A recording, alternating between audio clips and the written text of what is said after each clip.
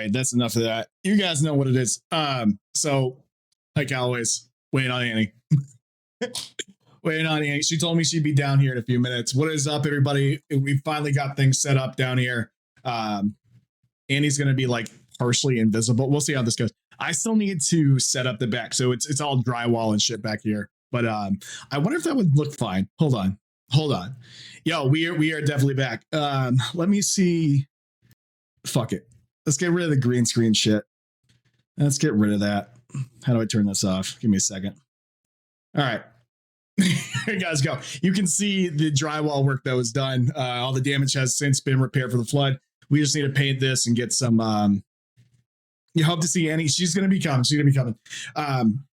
So we've got all of the drywall fixed down here and everything. We still got to do some painting. We got to do some other stuff. We actually had a dude from FEMA come out today to kind of look at stuff and see like if they can help us with some more stuff. Because they kind of helped us fund all the drywall. It was like, I think like 10 grand to get a lot of the repairs done. So there she is. Right, terrible lighting. You're going to be fine. And guess what?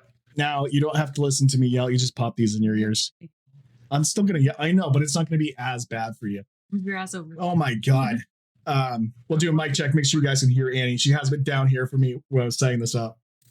My hair is all, I got to like trim this shit up. Oh my God. It's all spiky and shit. I know. Oh, you like see my widow's peak. It's really bad. Why am I wearing these? I don't want to wear these. Just put them in your ears so you can hear you'll be fine. Hear the what? Your voice. I can hear my voice without. Oh my God, whatever. It's for monitoring the shit, Annie. It's just so you can hear yourself a bit better through the whatever. It doesn't matter. You don't have to put them in. It's gonna take forever to do that now. Let's see how this goes. Man, I missed you guys too. So I got this whole run of show done. And this almost made it worse. You mean almost made it worse? Now I hear you yelling and I hear you. Oh my God. She's gonna complain about it. So I do want to show you guys something that we were kind of working on. I don't know what I just did. I don't like it. Did I stop hearing myself? Yeah. What just happened? You just made me go down. Oh, that's what I did. Hold on.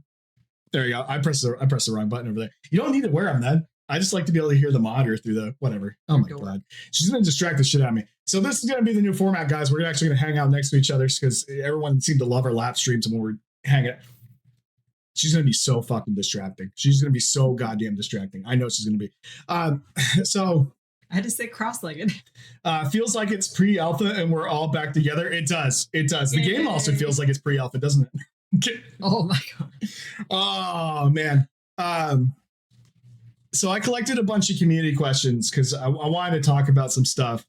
And I want to just say, hey, Doomers, thanks for coming out, hanging out with me. I know for some reason lately I've been getting the whole Doomer thing and the negative thing. And it's kind of interesting because I was talking to Roar recently.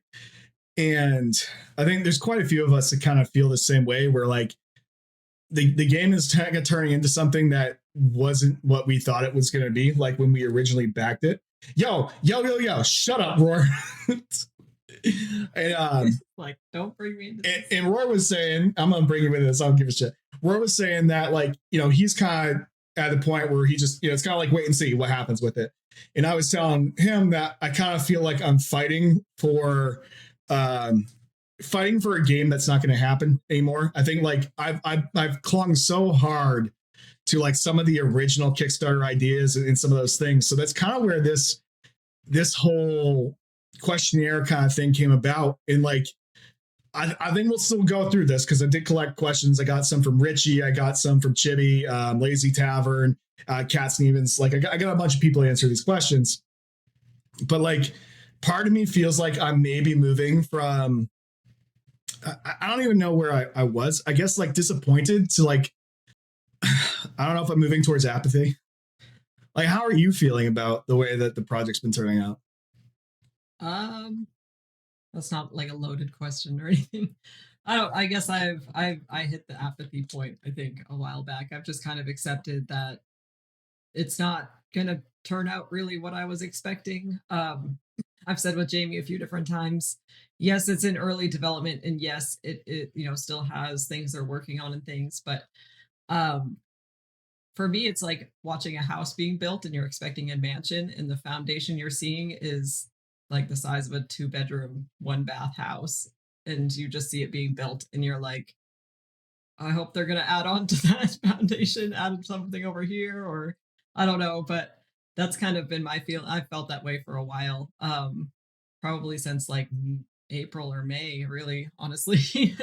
And I think things that I was most excited for, like the animal husbandry, the freeholds, I think they're going to be a lot less complex than what I was either expecting or led to believe, or maybe I had just let my imagination get the best of me with some of the systems. So, and I think that was actually a bit more confirmed more recently. I can't remember who it was or where that was, but Steven said that um, like the genetics will still be there for the animals, but there may not be that visual component. Okay, so that was also something that came up during the Golden Feather Tavern interview. Was there like, it would be really cool if you were a tavern owner and there was like some type of mini game, like, oh, you got to mop the floors. And Steven's kind of said it again, which was, oh yeah, we could, the data part of that, the code part of that's easy, but there might not be some type of visual representation there. And there seems to be a pattern of that showing up now of like, well, we can do the tech on the back end, but the art might not be like what we said. And I think there were a few, like if everything's all in menus, like it is what it is, if it's in depth enough that it can still be fun. Like I said, like I play online horse simulation, like breeding games with genetics and stuff. And like one of those games I've been playing for almost 15 years, and it's all just like, it's a website, and I mean, yes, the horses have artwork that goes around with them that's generated based off of what their color genetics are. But outside of that, like it's not like 3D models or anything like that. And like I said, that's kept me entertained because I really enjoy the genetic factor of the breeding and crossbreeding and things like that. So it can still be good if it's all in menus. It's definitely not what was suggested and what you find on the wiki when you look at the animal husbandry. Um, but I guess my hesitation there, though, is how in depth is it actually going to be? Because with some of the other systems we've seen, especially like the crafting and how many materials you need and just all of that, everybody is kind of all on the same page, I think, with that part of it. But a lot of people are really underwhelmed with their crafting system currently. So kind of that's setting the precedent of how the other systems like the animal husbandry will end up being. And so that's kind of also, like I said, I'm just taking everything with a grain of salt at this point and trying to stay optimistic. Like I really hope they surprise me and put out something amazing. Like I still have hope that that is the case, but based off of what I've been seeing, it's kind of like each day I just get less and less excited about the project, which is really sad because like I honestly loved everything that I had heard about, based off of the Kickstarter and the wiki and just like, and there were so many things too that I was like, um, it's going to be amazing if they can pull this off, but I think it's going to be really challenging. And I think obviously a lot of these things were said before there was the knowledge behind just how difficult they can be to implement. So I am also thinking about that, but it's getting to the point now where I think they're facing reality where they're like, a lot of these things, like, yes, we had good intentions when we suggested them, but they're just not practical or they're just not in our budget anymore. And we need to figure out an alternative. So, which is fine as long as the alternative is still good, I guess is where I'm getting with that. She does. Jane looks great. Oh, thank you. Sorry, you guys got me distracted now. Yeah. So it was also in the Doc Burns interview where Steven, Burns had asked him a question of, what about XYZ system? And he was like, well, that was idealized, Steven, right? Taking a long break helped you with the apathy, man. I'm hoping. It's just there's so many things about where I'm like, man, I get called a doomer a lot now, and I'm seeing a lot of repeated patterns from game studios. And here's one of the things that I'll tie this in, because Steven was saying in Burns' interview that a lot of the stuff that Steven said previously was like this idealized version of himself, right? Like this is what we want to do. This is where we're going to be. 10 years later, now that you've been beaten down by the, what development actually is, I'm starting to wonder if some of the older things, what's up, Dimmer? I'm starting to wonder if like some of Steven's older opinions and thoughts, like say, some of the things that you thought about, oh my God, New World and things like that, right? With, you even see it back when, my God, Jeffrey Bard was there, right? Where he was talking about, we're not going to have these copy paste cities. And it's like, yeah, that was kind of a big one for me too. The node templates, guys, like what happened? And so I can understand moving away from that to get some type of product out. But I don't think like, and I guess this is where I'm coming from it, where like someone who's backed it for a while, I don't think I have to be happy with that. Like, but at the same time, at what point is it just futile to even kind of still fight for this project that, or these things that are probably just gone? You know what I mean? Like, if you look back at Alpha 1 and the way that crafting was shaping up, you had things where you were crafting the halves, you were crafting the blades, you would then put those together. And there just seemed like there was this really rich idea when it came to crafting. And now to me, it's just you have these recipes and then it doesn't feel much different or very unique compared to like other crafting systems. Like it's just, I expected a lot more. And there was a question asked to Steven on Golden Feather Tavern's interview with him about like the discovery of things where we'd be able to discover recipes. And Steven's like, oh, well, if you add a little extra granite, maybe you get that. But it's like, there's when we're playing with that system, it's like you go out in the world, you get a recipe drop, you go back. Like I thought there would be the way that they originally talked about it, that you would like, you're putting in these random components, right? And you're like, I'm up press craft, and what are we going to get? Like, there's no real discovery when it comes to the crafting system. Like there's so much that I was expecting and hoping from the crafting system in what we're seeing now. Just, and I'm not saying this to be disrespectful to the devs. It just feels very lackluster, in my opinion. It feels very uninspired. And I mean, there's quite a few, and it could just be because it's alpha. Maybe they haven't got around to naming things, but like you even see it in the world, and we've talked about this, where if you go into a town, like where's the fantasy with like any of the buildings, any of the environment? Yeah, that's kind of, yeah. Well, I was going to touch back on your crafting thing too. Oh, you can do it first. Like I've played a lot of games, and I really interact a lot with crafting systems because it's something I like a lot. And unfortunately, I think Ash's crafting system probably falls into the bottom 5 of all the MMOs I've played. Like, it's just not inspiring. It's like, I don't know. And obviously, yes, still an alpha. Everybody who's going to say that, like, yes, it's an alpha, but this is the time to give feedback. And there's been an overwhelming amount of feedback from players that just aren't happy with the system. And then they came out with their big crafting update, and it was even worse than it was before. And it's just I just like Jamie said, just I don't even care at this point. Like, it doesn't seem like they want to hear what the players have to say about it, or if they do hear it, they don't have the resources to change it. So it's just, yeah, but their crafting system really fell flat for me. The alpha seems captured by Omega Sweats, like the sort of people that gave feedback on Crowfall until it sank. Yep. That is, we've talked about that too. And it is, they brought on, and I can't remember his name, but they brought on the guy that worked on Crowfall, and he has talked about the pitfalls that came with that. But I do wonder, and actually this is a great, we can actually move into the first question that I have up here. Yo, what is up, Mio? I know TOC is back. And guys, I got to do this because the podcast is going to change a little bit. Okay. The podcast is going to change a little bit. And Annie, oh shit. Oh my God. Annie, if you can go ahead and press that thing that says Bop. I know what this is going to do, I think. Welcome to Bind on Pickup. So we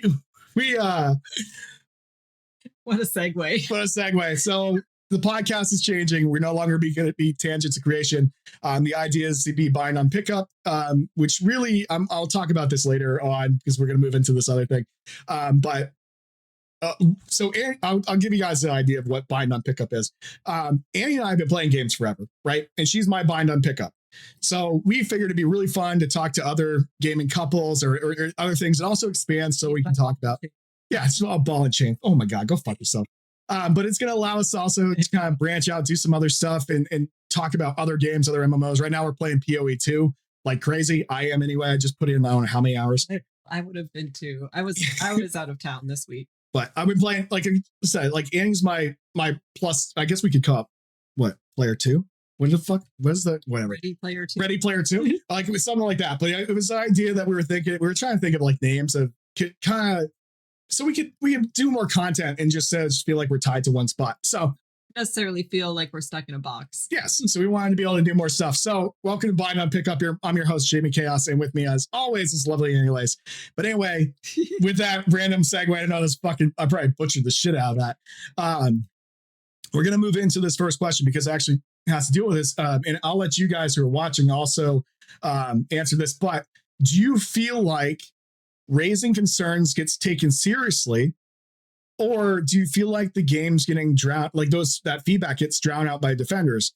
And like is Belfast CL was saying that like it kind of feels like the Omega Sweats have captured the game and kind of given the feedback. And I kind of see a little bit of that. Like even when you go into the Discord, it kind of sucks because I've seen all these new players that will go in there and they'll start talking, and you always know it's the most toxic players that always like jump on the new people and tell them that they suck, tell them that, XYZ. Because someone was talking about how they're a crafter in most games and that they're super turned off by Ash's crafting.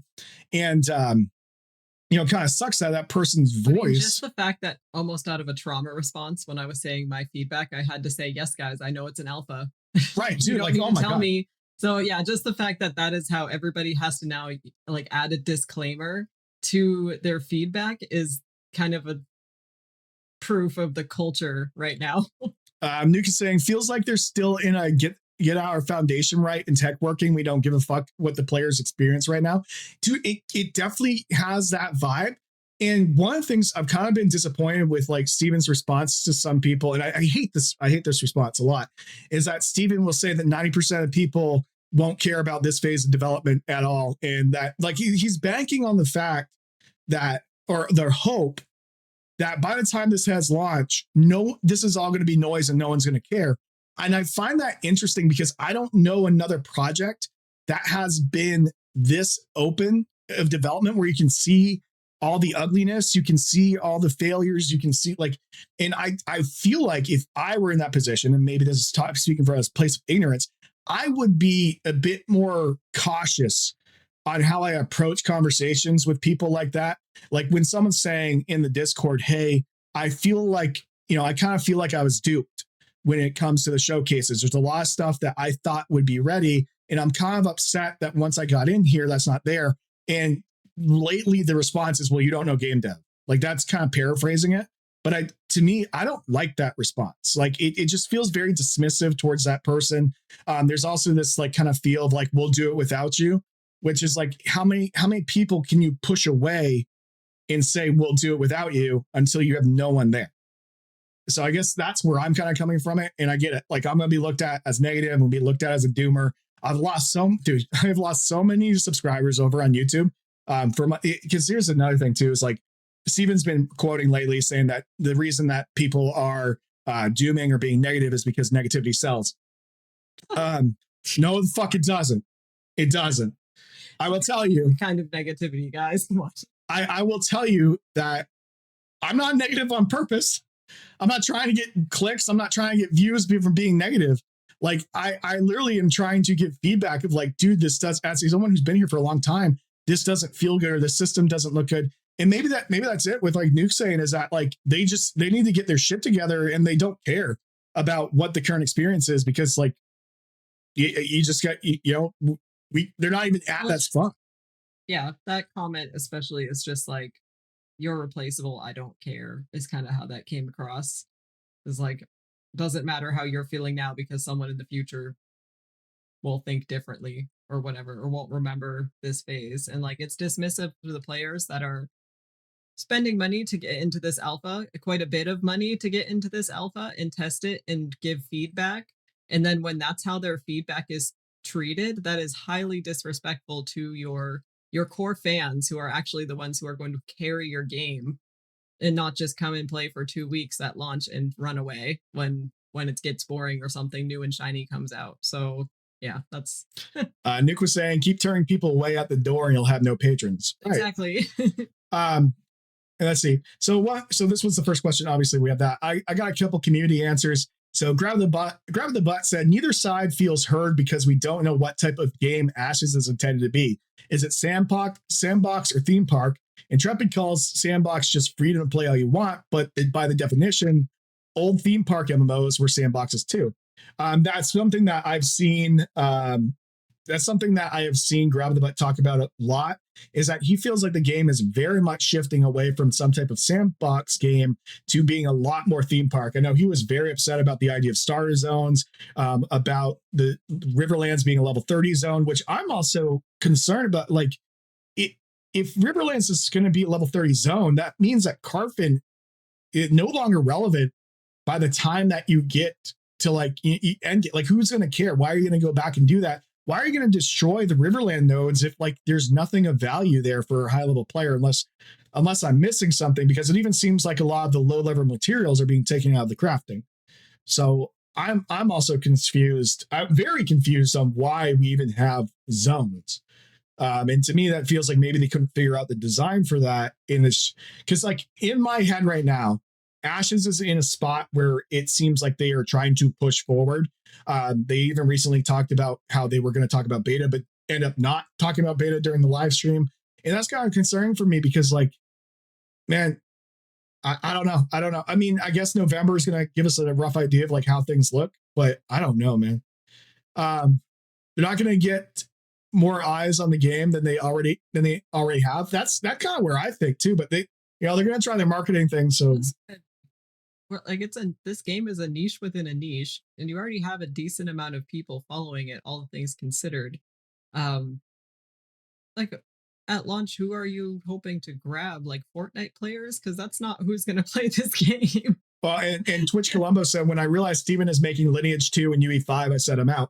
Like, that's one of my concerns too, and I've brought this up. And again, like, I'm not trying to doom. I'm just saying, is there a market that wants this type of game? Like, if you look at some of the most popular games right now, they are not super heavily grindy games.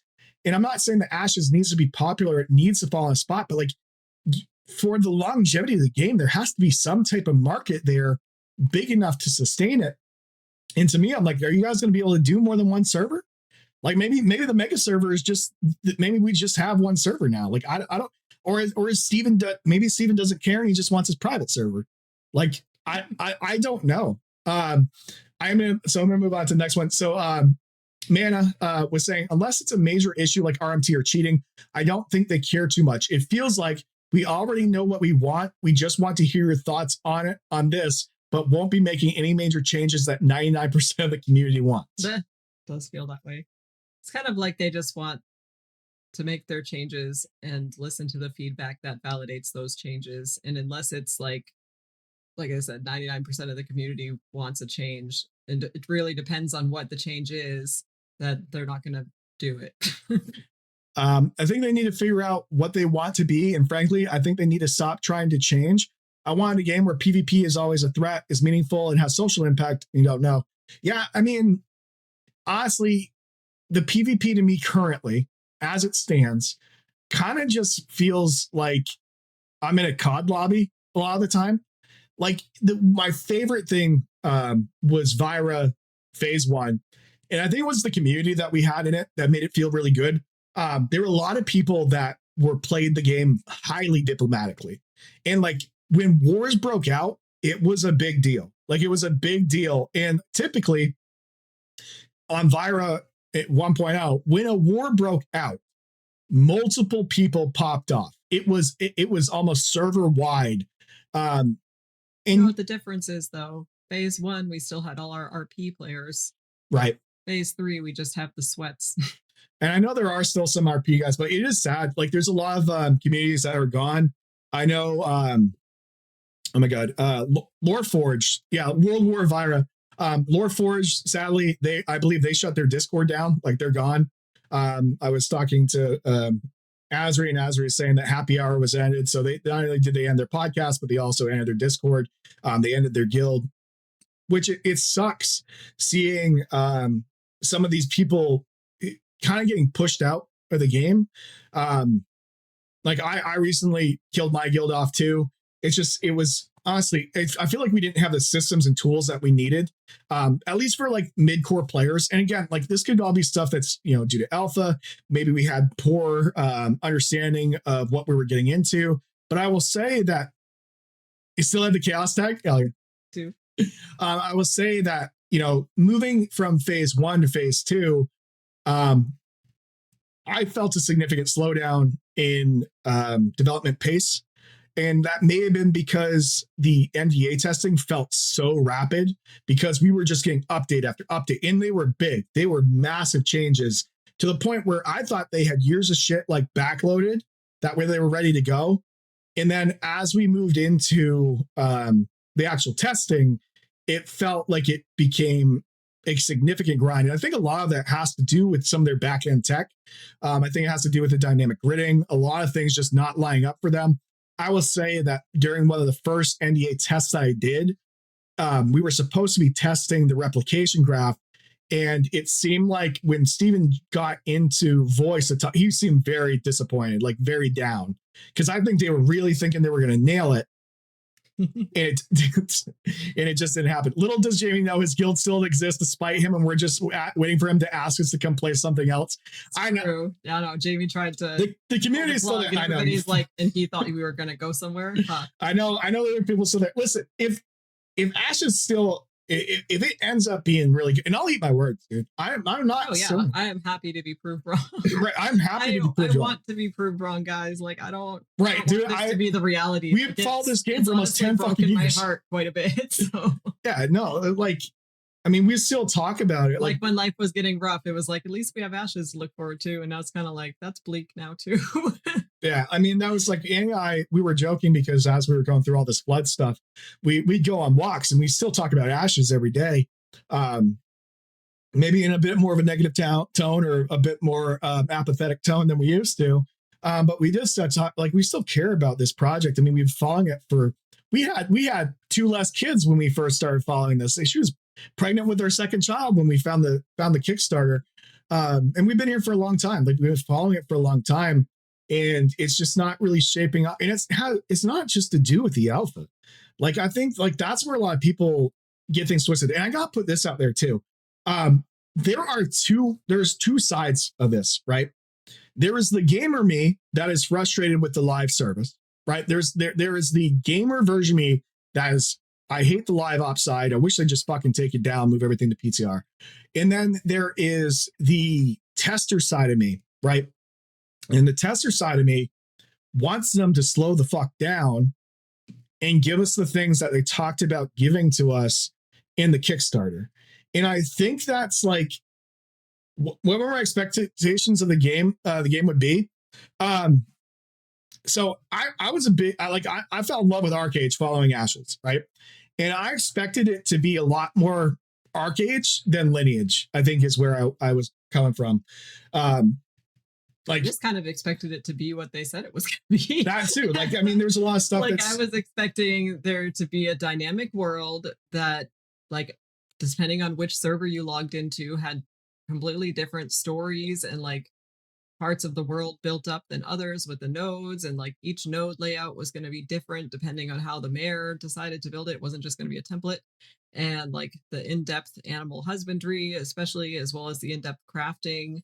Like it's all in the wiki, and that's where they point you to go. But I think everybody forgets too that the wiki is not an official site. Like that's fan run. And I think that's too where it can be really difficult, because sometimes, and Steven has admitted this too, sometimes he says things off the cuff and then goes back to the devs later and they say, we can't actually like do that, and then because he said it, it ends up in the wiki. But we don't hear those conversations behind closed doors, and that's not fact checking the wiki. So it's like, right. So like when we found out templates, what do we go off of, because there's obviously the initial Kickstarter stuff, which is, fairly detailed, but it's not as detailed as the wiki.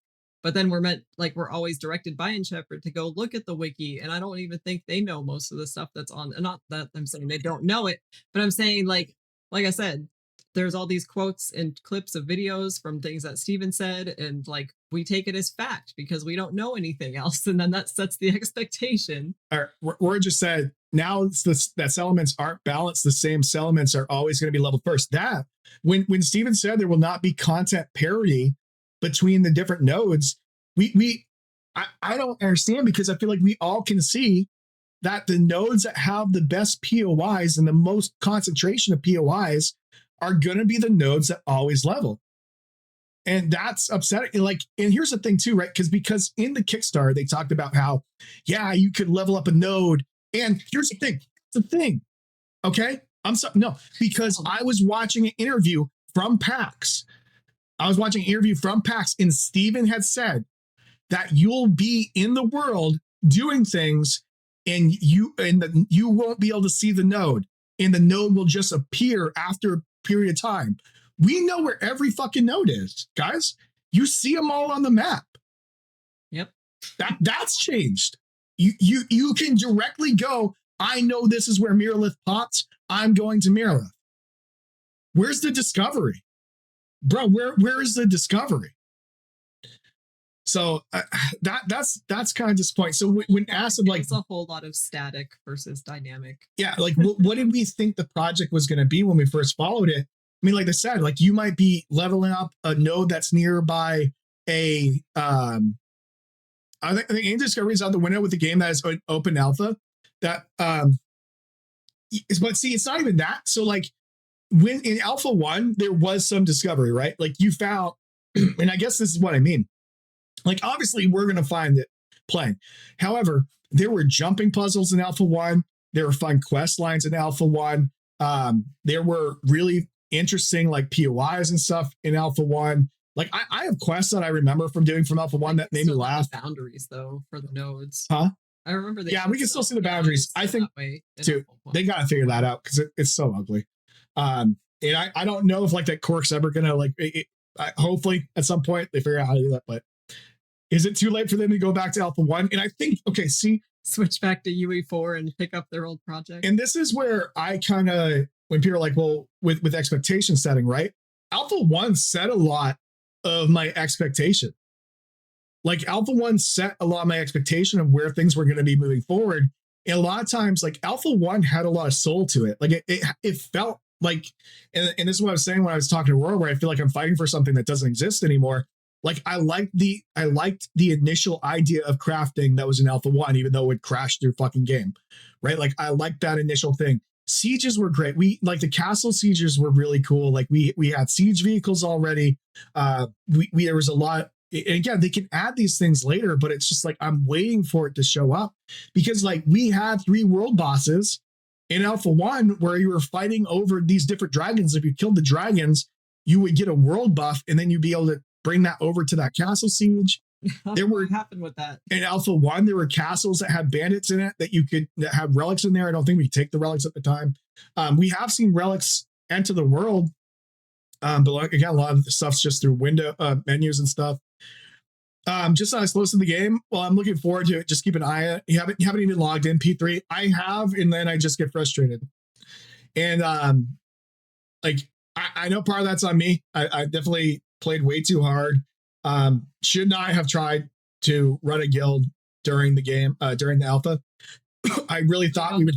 Don't know when you're getting. Yeah, definitely don't know. I think if anything, that in itself, trying to keep community going during that was probably one of the worst things. Like that was fucking brutal. How many people are playing this as a game? But like, what's the alternative? If you, and here's the thing, right? If you want to test a lot of the higher end stuff, right? If you want to be involved in the sieges, like right now, you hit level 25, get geared. Like, what is your option? If that's something that you're really interested in with this project, and you know they're saying, well, our intent is for you to test it in the live ops, you have to play it like a game. How else are you going to do that? And the thing is, too, there's basically right now you have 2 or 3 guilds that are the only ones giving feedback on sieges because they're the only ones that are playing no life enough to actually test them. I'm in the same boat as you. I think should be on the PTR, give character. Yeah, that's what I'm saying. Like, I think there's some onus on Intrepid for also creating, because Steven even talks about how they're running a live ops, right? So like, I think some of the onus also is on Intrepid to make sure that they are helping out their testers. But I'm negative and a doomer, and that's, whatever. Super negative. So let's move on to some of these other questions. I want to see, so do we feel like the concerns get taken seriously? You want me to read some of them? Yeah, if you want to look at some of them. Well, we've got how many you read. I've read these too. We have all these different questions, so we might. Goodness, we're never gonna get through this. Well, we have to do all of it. We can jump around. Speaking of dooming. Yeah, speaking of dooming, here we can move into the question too. It just says Steven dismissing criticism as dooming. So do you guys? Hold on, let me find my actual question. Let me look in the Discord how I actually phrase this. I asked this on YouTube. I think I asked this over on our Discord, and I asked it a couple different places. Oh, we got ads. Sorry, guys. Guys got ads. Hold on. Let's see. Pin messages. How do I jump to this? There you go. Jump here. Bear with me, guys. I got a bit of a new setup over here. I'm trying to find where I. Okay, there we go. When Steven dismisses criticism as dooming, do you think that's a fair label, or does it shut down valid concerns? All right. We read theirs first. We'll say what Richie SH said. He gets too emotionally involved and sees criticism as a personal attack. If he actually watched my content, he'd see that I praised it more than I doubted it. I mean, I kind of feel that the same. I mean, I am definitely get animated, right? And I can be very loud and vocal, but I do think I've been very critical, right? And I've joked here and there. I posted this thing over on Twitter, which was just, they had released a patch note into phase 2.5, which just made crafting worse and more brutal. And I did there's a Simpsons gif where like the kid's like, stop, he's already dead, stop. And Steven got really upset at me about that. Like, he wrote me this whole thing in Discord, and all I could think is like, man, it's just a joke. Like, I'm joking around. And a lot of people at the time were saying like 2.5 feels dead. Like that was, so I'm like, but he viewed it as being super toxic. And I was like, it was kind of one of those things where I'm like, dude, this is just awkward. It felt super awkward and uncomfortable. I'm not going to air that too much, but it definitely put me in a weird spot where I was like, bro, I'm just joking around. And now there's been this thing recently, if you've been checking anything out in the Discord, but he's kind of really been throwing some shade towards people who aren't super positive towards the game. And like, I'm not here to just prop Intrepid up. I'm here to give feedback, and it might end up being negative, right? But like, thank you so much for the sub. I'm not sitting here wanting to be fucking negative. I'm not sitting here wanting to doom on the project. I'm just sitting here objectively talking about the things I've tested and I've seen and what my concerns are. And this was something that I actually really admire about Jonathan Rogers of Grinding Gear Games. They released Dawn of the Hunt, their 0.2 patch, and the community lost their fucking shit. Like, people were pissed. Everyone said it sucked. Everyone said they were going to be done with the game. They're moving off. And there was this really big exodus where like, we're going to go play this other game. Fuck Path of Exile 2. And one of the things that Jonathan did was he went to Zizzaring's stream, one of the guys who was super vocal about it, and he hashed it out with him. He talked about, like, one of the biggest people that was like really annoyed, and he was talking it out. And like, I respect the fuck out of that, because like, I have concerns.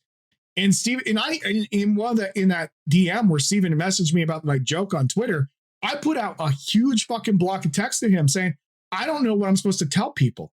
I'm like, I have people asking me these questions. I don't even know what to say. I don't know how to respond. And I'm like, here's all my talking points. And Steven didn't respond to any of it. So like, what am I supposed to take away from that? where I'm like, you only want to talk to people that are being positive. You're going to start turning your back on people that have been here a long time who are kind of trying to keep you accountable.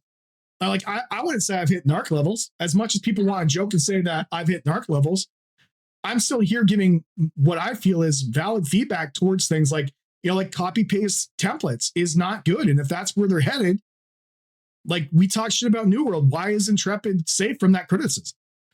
Yeah. Yeah, we were talking, actually, we were on the podcast when that was going on with New World, and I remember we brought it up. We're throwing shade. Do you want me to read another answer? I do want to see, Tilly said, the interview with Burns confirmed what I thought was wrong with Ashes is that they are really behind the development, and hearing they're scrapping some stuff I'm disappointed on. That's what I'm saying. That's the thing. Like, just come out and say, like, all right. That's the thing, is it's just the transparency. Like, just come out and say it. Like, I understand they are afraid of the just how the community may react to it, but it's also so much worse when people are having to piece together that you are behind in development and then feeling like they're not being transparent about it. Like, just say it. Communication is key. I'm the black sheep of content creators now. I know. And you know what? I will continue to be here voicing, because I see so many people who are in the same spot. They're not people that hate Intrepid. They're not people that hate the devs. They're not people that want to see the project fail. There are a lot of people that are like, dude, this isn't turning out to be what you said it was going to be. And I'm about ready to walk away from the project. And I don't know if I'm coming back. Like, those are the people I hear from. The people that are kind of fed up, the people that are like, I don't feel like they're telling me everything. And like, I would love to sit down with Steven and actually ask some hard fucking questions. Like, what happened with UE4 to UE5? Why are all the tools gone? Did you guys lose them? Like, why aren't you pushing to get the procedurally generated nodes going? Like, what about that you scrapped it? Yeah, you couldn't get to work. Well, how come you're not working on it anymore? Is it because it's going to take you too long? Is it because you're going to run out of money? Like, let's have a sit down, actually have real conversation, instead of let's just get hyped and let's just, put on our rose tinted glasses and act like everything's fine. Like that's where I'm at with it. And again, I don't give a fuck if I lose every fucking sub I have on YouTube. I think someone just launched a fire. That was a big boom. Holy shit. Like, I don't care if I lose every fucking sub I have. Like, I didn't make this, hype train incoming. Thank you guys. Thank you, Arliss, for the sub. In a row. Holy Jesus Christ. Let's see. Are we going to have to back this game for 2 years after release to get what you promised? Are we going to have to back this game for 2 years after release to get what you promised? Well, that too. Like, hey, do we, like, okay, are you guys going to, like, are you moving things to post? Thank you so much for hitting that hype train. Or I think it's incoming. I don't know how this works. It's been a while since the stream. But it's like, are you guys pushing things to post launch, and what are you cutting? Like, just be upfront and honest about it. And I think you would capture the faith of a lot of people again, because like their whole idea, like Steven even said this in Discord, the reason that they are coming to market is to get more eyes on project, more testers in, and to reach a broader audience.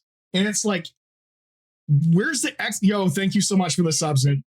Where's the exiting interviews of people like, hey, I'm sure they must know, like maybe they're not getting people to come back on their accounts. Here's the email, or just shoot it out. Why did you guys leave? Why aren't you coming back? What needs to change? Right. Yeah. Try to figure out why your players are leaving and actually take it to heart. Because I've talked to, I was talking to Richie SH about this, and he was talking to Plandorf, and he said, you guys would probably get so much more valuable information asking people why they left than trying to get feedback from the people who are still here. And we can repeat the thing of, alpha testing is not for everyone. Like, I hate that, dude. I hate it. It just dismisses it. It blames the other side. It just blames other people.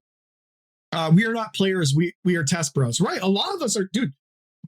I hadn't played a AAA game in forever, a finished game in forever. I would say AAA. I didn't play GTA 5 until this fucking year. Everything I've played over like the last decade has been alphas and betas. and I hate this. It's like, oh, well, you don't know what a true alpha is. Fuck you that I don't. I still have NDAs for games I can't talk about. So like, don't tell me that I've never played an alpha before. Like that shit pisses me off. And guess what? I played a lot of alphas where I was like, wow, they have some really good dopamine loops. This is a lot of fun. I can see where they're going with it. Like I can see big picture, and I'm playing in an area that is literal gray box with fucking like no skin on the fucking characters. Fucking gray box characters that don't have their animations finished. Like I've played true alphas. That's what pisses me off too. It's, oh, well, this is a true alpha. A lot of the people that saw the alpha, like that have been here and tested Alpha 1, that were in the NDA testing, we know what a fucking alpha is. You don't have to keep reminding us what a fucking alpha is. There are very few things of like comments. He's not reminding us, he's telling the new people. It's not just that. I mean, on my comments and stuff on YouTube, but I'm not directly talking about Steven. There's nothing that gets under my skin more in the comments than that. I've had other things like thrown at me. I really don't care, but it's like trying to discount my opinion based off of my qualifications. That's a real fast way to piss me off. Tilly said the broader audience thing doesn't make sense when their main audience isn't enjoying what they have to offer. I don't know. I don't understand the idea of marketing. Alpha 1 looked fun as hell. It was, dude. I loved playing Alpha 1. I would do those siege, like I would, if it was still possible, I would have a private server of Alpha 1 and I would do those sieges every day. They were so much fun. Like the sieges we have now they're not fun. Like they're not fun. I haven't enjoyed them.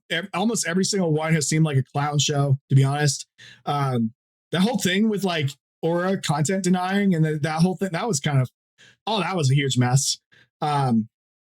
It just, I don't know, man. I don't know. I'm not going to even get into that part. Should we like speed read all the answers for that one? Alpha felt like it didn't take as long to level. I mean, it was kind of fun. But here's the thing. Like they say it takes 100 hours. Steven said it would take 100 hours. Dude, you can do that shit in like 20 plus hours of gaming. So I don't know, man. Like it's just not fun to level. Like, and here's the thing. I've been playing PoE too. Yes, we can read through some of these questions. I've been playing PoE 2 where after level 75, you have XP debt. Like you lose XP. And I've had times where I've fucking like wanted to rage out because the stupid fucking abyssal thing against melee was fucking terrible. And I'd be like 90% of the way towards a level and be all the way fucking back. And then I just got to grind. But the thing is, the grinding's fun. The grinding feels good to do. I don't feel like I'm grinding, even though all I do is the same shit every time I open a new map.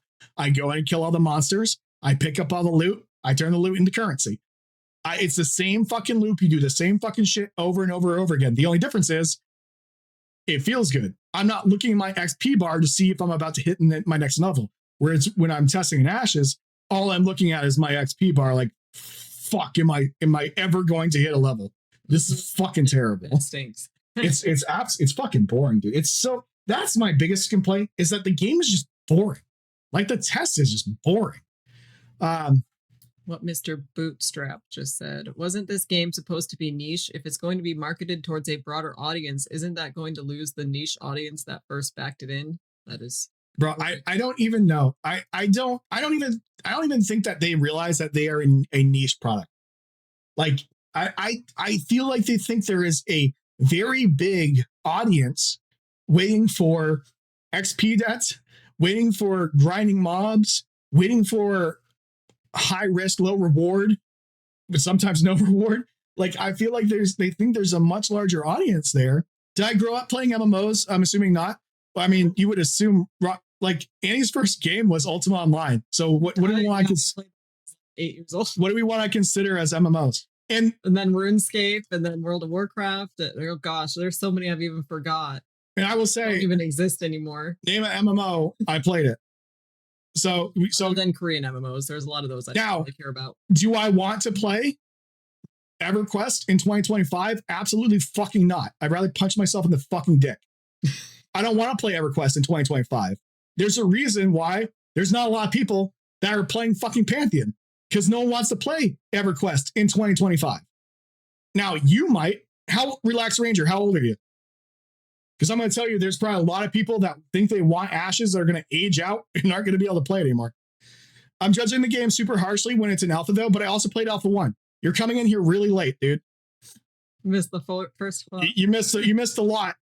And why? How are we saying that I'm judging it super harsh? When I am basing it off of my experience from playing alpha 1 and what my expectations were set from playing alpha 1 and from my NDA testing of playing alpha 2. So I guess that's why I don't understand. You're being too harsh. How? What exactly am I being too harsh of?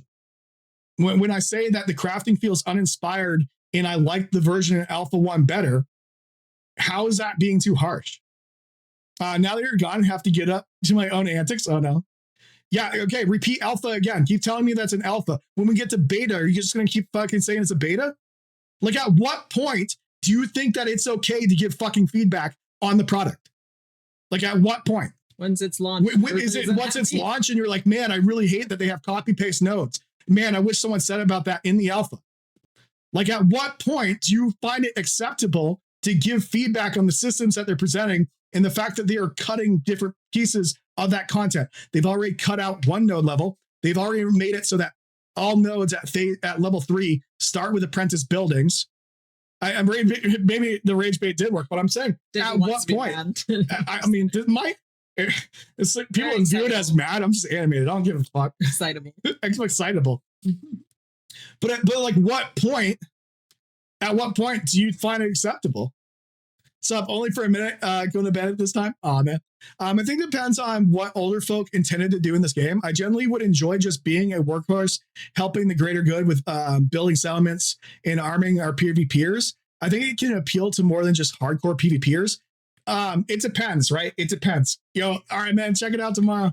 I think it depends, right? Like they have to have, and this has kind of been an issue I've had with it, which is like, the game feels only very accessible to people that are no lifers. And we haven't seen a lot of systems because when they originally kind of talked about stuff, they talked about it in a way that it seemed like there would be anti-Zerg mechanics. And now it kind of feels like they're just leaning hard into the Zerg stuff.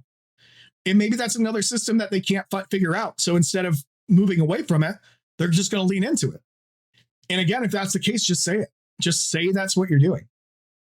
Right. Transparency. Let's see. The game is in alpha stage. This is a key time for harsh feedback. It's desperately needed. I mean, that's where I'm at with it, where I'm like, this is the time to complain and to voice things you don't like. Because once we move out of alpha and into beta, where they're going to start polishing, what did we just do the last 2 years then? I think they don't care about what the current experience is. Then just say that. Just say, hey guys, we only care about levels 1 through 10, the things we're actually asking for feedback on. Other than that, we don't care. Tell me that. Just say that. Because to me, when I'm giving you feedback on this shit and I keep giving it feedback and I'm not hearing anything, especially like, and I've brought this up before and I hate that I always bring it up, but I did that focus group on the tank. I haven't had a single fucking follow-up on that.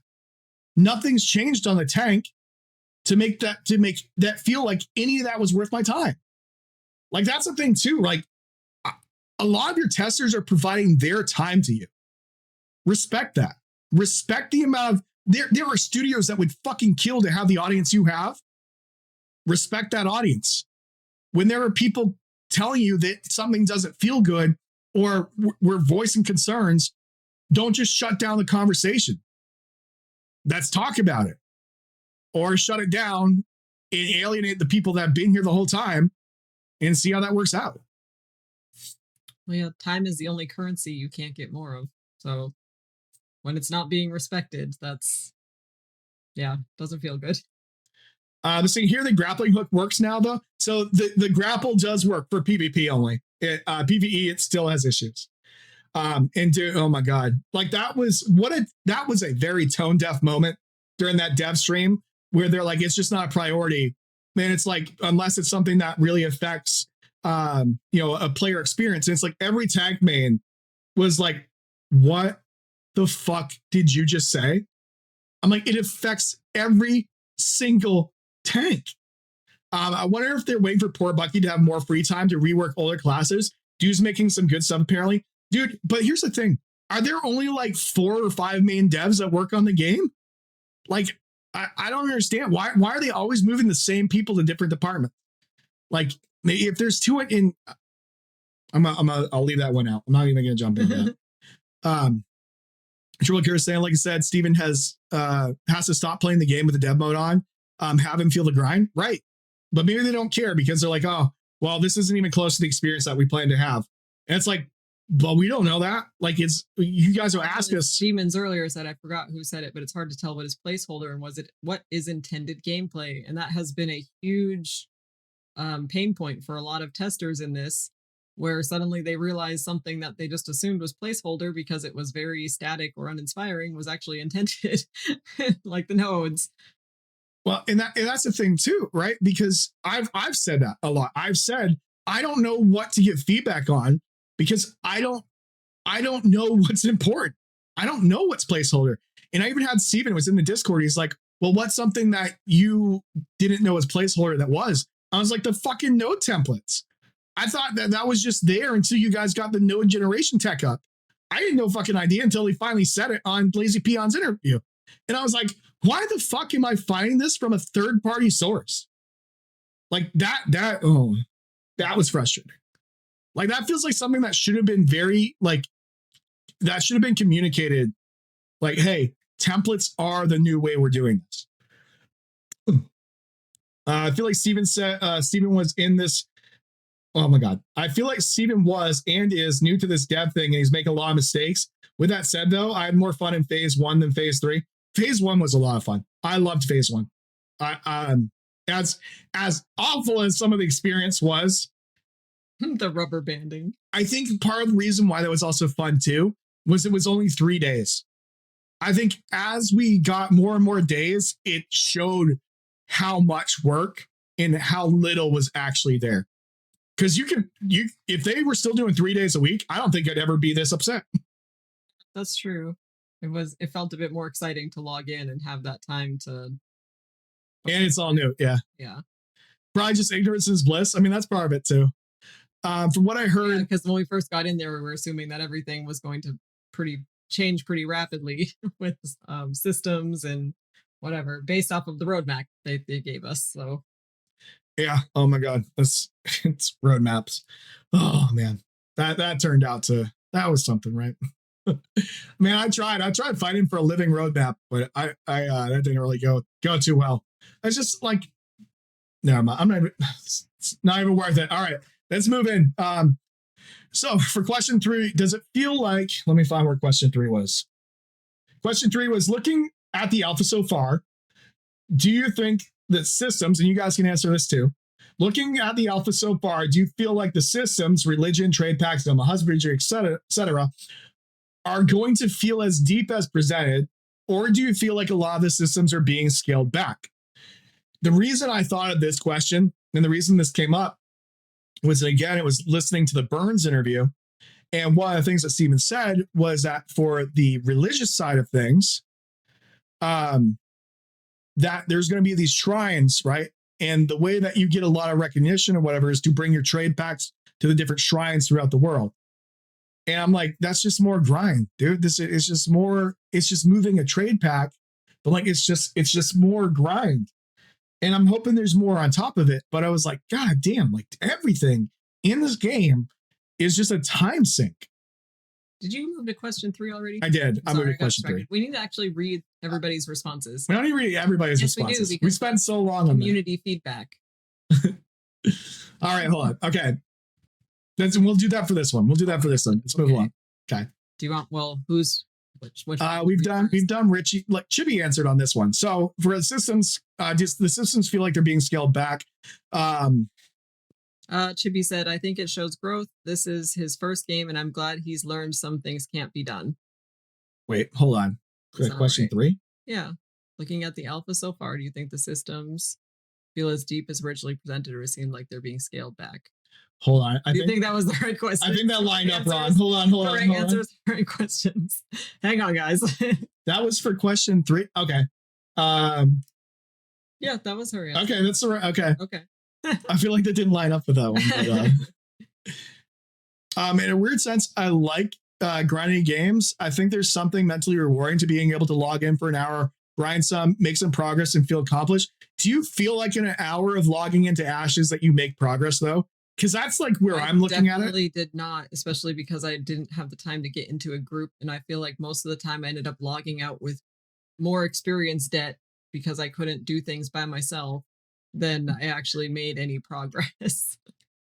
Yeah, I would say like a lot of times if I were to log in, I'm curious, like, what are you doing in that app? Because I don't feel like there's a lot I could do in an hour. If you can hop on in an hour and immediately get into a group that was already grinding and you just need to show up, like, sure. But yeah, definitely logging in, having to make it, like, there wasn't much you could accomplish in an hour without having it pre-planned and everybody logged in at the same time. Well, yeah, it took hours to get groups for Steel Bloom. I'm thinking too, like when I was running my caravels, right? When I was running caravels, it was 3 hours. It was a 3-hour fucking trip. And that's why I ended up going back to WoW, because on my AFK caravel runs, I was just playing World of Warcraft. And I was like, I was playing PoE 2. I looked at you and I was like, I think you need to take a break. I was playing World of Warcraft or PoE 2 while I was running my caravels. And that was a moment where I'm like, I'm not looking for my MMO to be second monitor content. Like that, I think that was like a moment that hit me where I'm like, this is fucking boring, dude. And like, I'm like, we'd watch movies, we do other things. Even talking to TMX, because we came across him once, and he was saying that, you know, he used a caravan raft. The reason he did is like, I just put a movie on and then I kind of like look over my computer and it's just like, dude, that's not how I want to play games. Like that's for the auto run, right? Yeah. Like it's just fucking auto run. Just go. I'm like, oh shit. That's not what I want to be doing. And maybe that's because there's not enough content in the ocean yet. But I was like, as I was doing, I'm like, dude, and there's a lot of systems in the game that are like that, where I'm like, fuck, dude. Like, okay, say you're processing, right? You're processing in the town and you're just standing around. And I'm like, I could be doing other shit right now. I'm going to be doing other shit right now. You'll be able to fish in Caravel now. Hopefully that's how the deep sea fish, because hopefully that's how it works. Also, here's the thing too. And I don't know if this is a hot take or whatever. Players should not be able to destroy ships. Ships should have to be destroyed by naval combat. Somebody so fucking stupid. 3 times with a sword, and it's like, it shouldn't take 50 gold. 3 people a couple seconds to nuke a ship. It's fucking stupid. Hey, you have to swap shirts when processing. That too. Oh my, there's so much clunkiness with it. And again, we can say it's alpha, but I'm like, I don't think that goes away. And here's the thing too, right? When I have someone ask me, hey, do I put on my processing shirt before I put materials in, or do I put the shirt on when I take it out to get the XP gain? Right. That's not good design, guys. Like, if people are looking at it in like, well, if then and logic, like, no, goddamn, guys, that's working. It feels bad when you realize you forgot to put on your correct shirt. Right. And you crafted the stuff. Oh, and then you're just mad. Like, I don't know. I like AFK stuff. I'm AFK cooking a BDO while chatting and drinking here. But that's the thing too. Like, I want an engaging game. And maybe that's my fault. But when I was playing Arcade, the thing too is there's like really nothing in the game that's engaging. So it's like everything feels like that. Even grinding the mobs, you just kind of go on autopilot. As a tank, there were times where we would grind the spot, and I remember like waking up where I'm like, fuck, dude, how long have we been doing this? Like, I'm not even kidding. Like, yeah, just dissociate. I'm just pressing the same buttons, moving back and forth. And I remember I was sitting there in my chair and I was like, fuck. I'm like, how long have you guys been talking to me? Like, I don't want to play a game like that. And if that's going to be how it continues to be, like, I'm big enough to say, all right, I don't want to fucking play this. And again, I'm hoping that's not where it's going. But some people like that, right? But I don't. I don't. Some AFK feels fine, but the whole world is brainless, but PvP. Yeah, that's how it can feel. Well, then it feels bad too, because you kind of get distracted doing other things because you're bored, and then somebody comes out of nowhere and kills you in 3 hits. Well, that's the thing too. You're not like you're so disengaged from the game that you didn't even see it coming. Well, that's the part too, right? Like you're so dissociated playing the game, watching your movie, doing everything else, that when shit does hit the fan, like, oh my god, what is happening? Shit, and like, yeah, caught with your pants down. That's how it feels. Let's see. Your guild decided to target another node. I spent hours grinding, moving mats. Jesus. Let's see. So I'm a big fan of the staff. I was wondering what you guys' thoughts are on the idea and maybe passing along. The staff should take both weapon slots. If you're X meters away, it's range. If it's close, it bonks. I mean, that could be kind of cool. I could see that. I would like a ranged staff. I think that'd be cool. I wish they would take the whole arcade idea. I want to have a my main hand, my offhand, and my ranged. In our case, those were 3 separate things. So I could have a sword and shield, I could have a 2-hander, and I could have, because like there were so many times where I was tanking, like in Ashes, where I was like, man, I wish I could just swap to a 2-hander, but also keep my bow without having to forego like my shield setup, right? And I guess maybe it's my fault for like when Steven said that Arcade was like one of the inspirations for the game. I was like, fuck, dude, Arcade is really cool. Arcade was a lot of fun. It didn't quite click with me, but there were a lot of things I liked about it. So I'm like, in my head, I'm like, dude, this is going to be like spiritual successor of Arcade. A lot of people said that. And then we got in there and I'm like, this feels a lot more lineage. And I don't fucking like lineage. I fucking hate lineage. It's the same thing. It's just fucking mind numbing. Yep. But there's so many systems AOC are like worse versions of the arcade systems. That's kind of how it feels to me, to be honest. I do. Okay. So I'm on the fence with the like rotating POIs because I did like the wartime system, right? But like, I don't know if I like the rotating POI thing. I liked when the entire zone would flag up for war, right? The POI thing, it feels kind of weird. And I know like some people are saying like you basically just end up getting whoever's the most geared and the most ahead are just going to dominate those areas. Because there is like this huge gap. And then like, I just, the way I've seen these systems working is like, you're going to have these groups of level 50s that hang out in the Riverlands that look for those POIs to pop off and then content deny level 30 people from ever getting the shit out of them. Yep. Like that's how I see those turning out. Maybe I'm too pessimistic, but that's definitely how it's kind of been though. Right. And we've already seen like the people who are super competitive, which is fine, but they grind, play this like a game, like we keep being told not to do, but they want to be the best on the server. And then they get all the gear and all the levels and all of that stuff way earlier than an average person playing this game does, and then makes it so the average person can't participate in any of the other systems or the grind spots or anything like that because they get pushed out. Yeah, but let's read all of these questions. Okay. Yeah, go ahead. Do you want me to I'll just ramble them all off. Yeah, go ahead. Reread what the original question was, and then I'll just do... All right. So the original question was, when Steven dismisses criticism as dooming, do you think that that's a fair label, or does it shut down valid concerns? No, that was not the right one. It's 3. No, it's question 3. Yeah. Looking at alpha so far. No, right here. You said the dooming one. You read number 2. Oh, shit. Sorry. Hold on. Sorry, that's number 2. Okay. Looking at the alpha so far, do you think the systems, religion, trade packs, husbandry, etc., feel as deep as originally presented, or do they feel like or do you feel like they're being scaled back? Oh my God. All right. So we've got everything feels scaled back in bare bones. If the game really started in 2021, then they're on pace. But if they're rushing to release, it's not the promised game. Someone else said scaled back is an understatement. Animal husbandry is nowhere near what was pitched right now. Mounts just have a dash. They need to start pushing these systems out and getting feedback. Another one, some feel scaled back like hunting, but it could just be because they aren't fully implemented yet. The next one is, I don't enjoy the current game loops. Communication feels misleading. I can't get hyped for new content when the foundation doesn't feel stable. And I voiced concerns week 1 of phase 1 and was told, you don't know what an elf is. My concerns are still the same a year later. I think that's the big thing too, right? And Azri, go fuck yourself, buddy. I see it. Azri just got back from the beach, just here to say that YouTube chat beats Twitch Anie is awesome. I'm too pale. Go touch grass. I've been touching grass, you fuck. I'm like translucent. I'm saying Annie's way paler than I am. I think that comments towards me. I look like a ghost right now. But I Jamie think always likes to do like the cool, like very LED lighting. I like more warm tone. No, wait, yeah, put it back. That was much better. There you go. You happy? Thank God. No, put it. But wait, other way. What? Better. No, too white. Too white. Oh my God. That's good. There you go. That's a better lighting for me. Jesus. Well, now we're 10.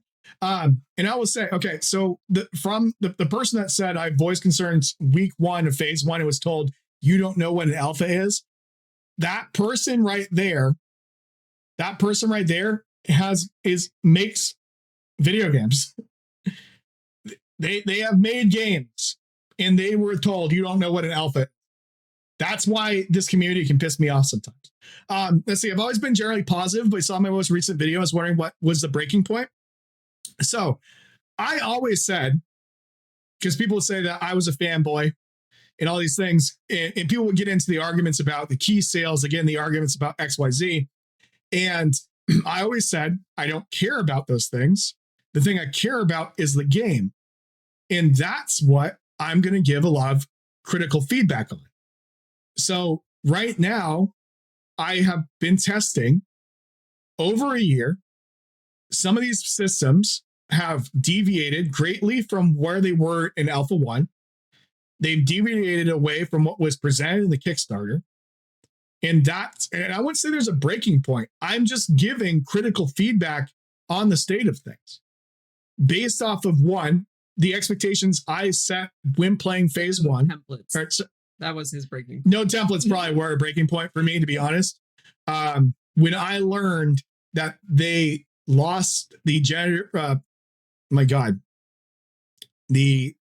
why can't I ever procedurally generated nodes, and that they said they could not make it work because some of them wouldn't have the defensiveness of some of those were poor. And the information came from a third party source.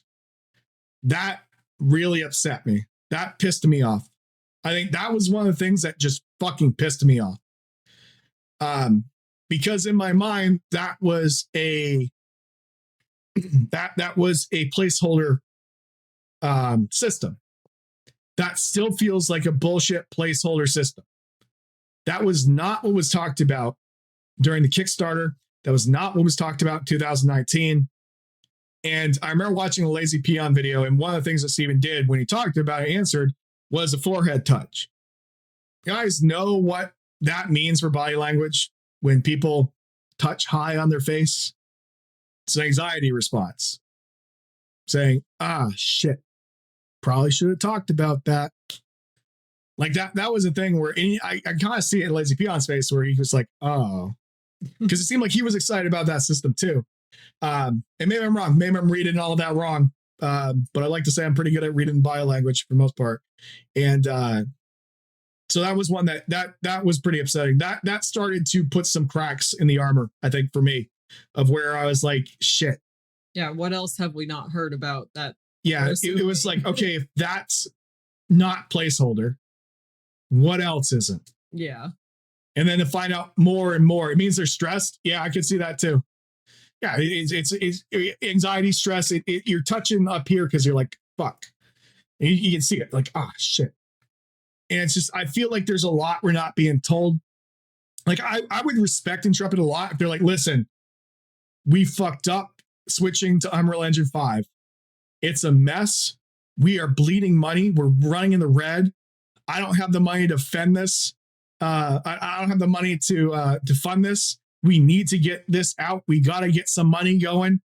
I would respect that way fucking more than just like, oh, well, it's trust me, it's coming. It's trust me, it's coming. Like the thing is too, and there were reasons why I've lost some faith in the project and why I don't trust Intrepid to be a reliable source of information. You guys remember when they said that in quarter 2, we're ready for phase 1. It's quarter two. I got in those NDA tests. The fuck they were ever close or ready for it. And the thing is, and I saw Jolan recently. Jolan, people I say his name weird. Jolan. He had brought up a J-A-H Jolan. He had brought up a thing too that, and I think this is a valid concern, is that there's a lot of things that they'll say of like, oh yeah, we're gonna, this is on track, and then next thing you know, like, yeah, it's not. And crafting, I think, is one of those things, right? They said, oh yeah, the econ update is going to be ready late April, early May. We're going to roll this out. Now Steven's telling us there's a lot of stuff there. There's, we're working really hard. But it's like, okay, but why did you feel confident enough to put out dates, patch date numbers, and a newsletter saying like it's going to be at this time? And then you found out later, oh yeah, when we looked into it, there was just a lot there, and we're fucking how many months past that? And I'm not mad that it's pushed off. I'm upset that repeatedly they like to give timeframes that they cannot hit. That's what gets frustrating, right? It's not that you miss them. It's that you are 9 out of 10 always missing them.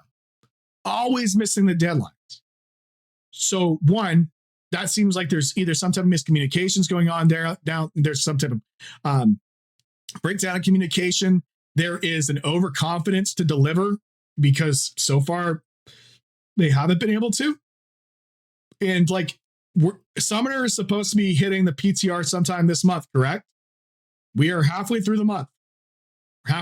Guys. And I have a bet with Azri that they said that it would come out this month and then it will be out in October. And I told Azri that they're going to say it's supposed to be out this month. It will get pushed back to October and will land in November for $1. I owe Azri $1 if that's true. $1. So lost a lot of faith in the project. Stakes are high, guys. Lost a lot of faith in the project so much that I'm ready for Narc to be back. Oh no. That's saying something. I do think he had some. You're gifting me Pantheon? Please don't. Why are you doing that? No, I don't want to play Pantheon. I'll play Pantheon. Oh my god, dude. I mean, I'll try it. Double my $2. Yeah, fuck it. I'm all in. Let's go $2. Time to play a real game. Oh my god, dude. I've been playing WoW. I've been playing PoE 2. I have sucked so many hours into PoE 2. That's when I realized that I don't have an issue grinding in games. It just has to be fun. Like, that's really it. Like, dude, I sunk a 136 hours into PoE 2 in 11 days. It was disgusting, the amount of time that I put into that. I was sleeping 3 hours a day. I was going to bed at like 3 a.m., getting up at 6. Annie was playing it too. She's going to go as hardcore as I did. But because I was a single mom. Pantheon stream went. I'd be soon, I guess. So I'm going to give Pantheon a try as long as they have a better econ than Ashes. Bro, it's like,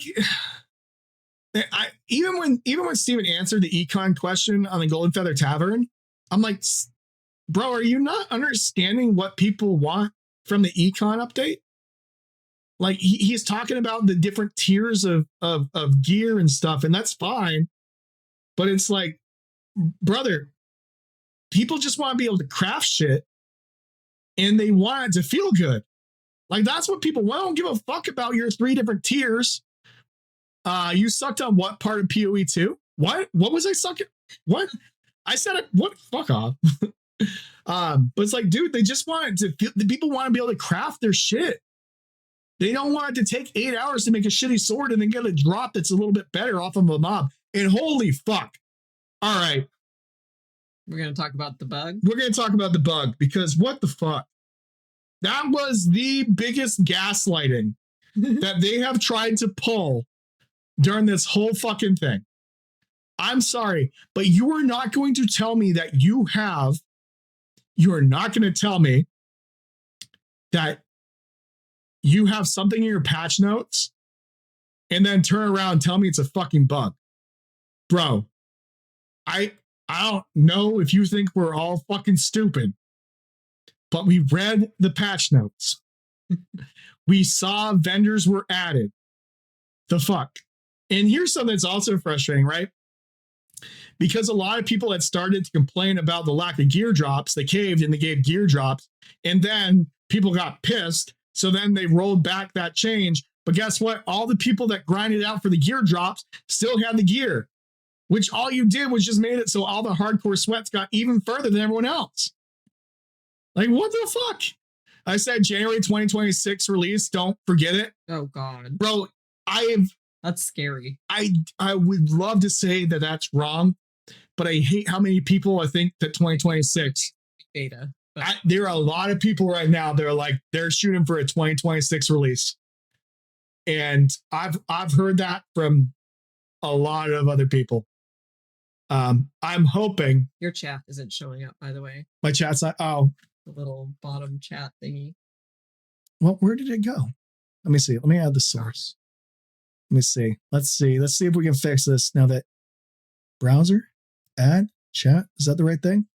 Yo, look at that. We got it. You guys are here. All right. Now it's up there. Hope it's not that early. Dude, if it releases in 2026, the game's dead on arrival. It just is. Like there's no fucking way that the game survives if it releases on 2026. I could see them going to Steam Early Access. I almost feel like that could save their project. If they go into Steam Early Access and they're like, we're just making it as it goes, and here's packs you can buy. We've opened up the shop. Here's your cosmetics, and it's in like forever development in there. Like I think it might do all right. I don't know what I just did. I'm sorry.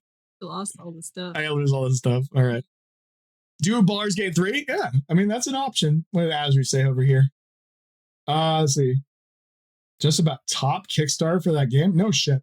Maybe I'll talk to you about it, Azri. All right. Do we want to jump into question? Yeah, and then we'll just. All right. So we're moving to the next question. The answers. How do you guys feel about Steven admitting in interviews that he was naive, or that earlier versions of Ashes were more idealized version of himself? Do you guys think that shows growth and realism, or does it make you worry about promises being walked back? All right. And I'm going to actually ask you that question first. How do you feel about... I don't know if I want to answer that. No. Just, it's fine. Well, now I need to actually listen to the question. All right, the question is, getting ready to read the answers. How do you feel about Steven admitting in interviews that he was naive, or that earlier versions of Ashes were a more idealized version of himself? Does that show growth and realism, or does it show, or does it make you worry about things being walked back? I think it's a bit of both, honestly. I think it's good that he recognizes that for sure. And I think we've all kind of pieced that together too, because this is his first game. He's never been a developer before, and you just don't know what you don't know until you get that experience under your belt. And I think he's realized a lot of what he didn't know when he started, which I think is good. That shows growth and, all those good things. And the fact that he's even bringing it up, I think is a good thing as well. But I think what then we as the backers for this project or supporters want to know, okay, well, can we hone in on that a little bit? What exactly are the specific things that you're looking back on and saying, I didn't know what I didn't know when I said this, that's what I want to know is, okay, you've recognized that there was a lot that you've said that in the future wasn't possible or was said just out of naivety. And I just want to know what those things were so we can kind of know what to expect now with reality. Right. Like what would a Kickstarter pitch look like now? Right. Like, right. I guess that's for me. Them to redo their redo the Kickstarter. What does that look like now? Maybe we see that with the way that they advertise the game for their marketing pitch, right? Like maybe the way that we see that, we're like, oh shit. Or maybe we're like, or some of us that play the game and we see the marketing pitch and we're like, what the fuck? That's not what this is. Like, I'm really curious to see how that goes. I'm actually really excited to see their marketing stuff.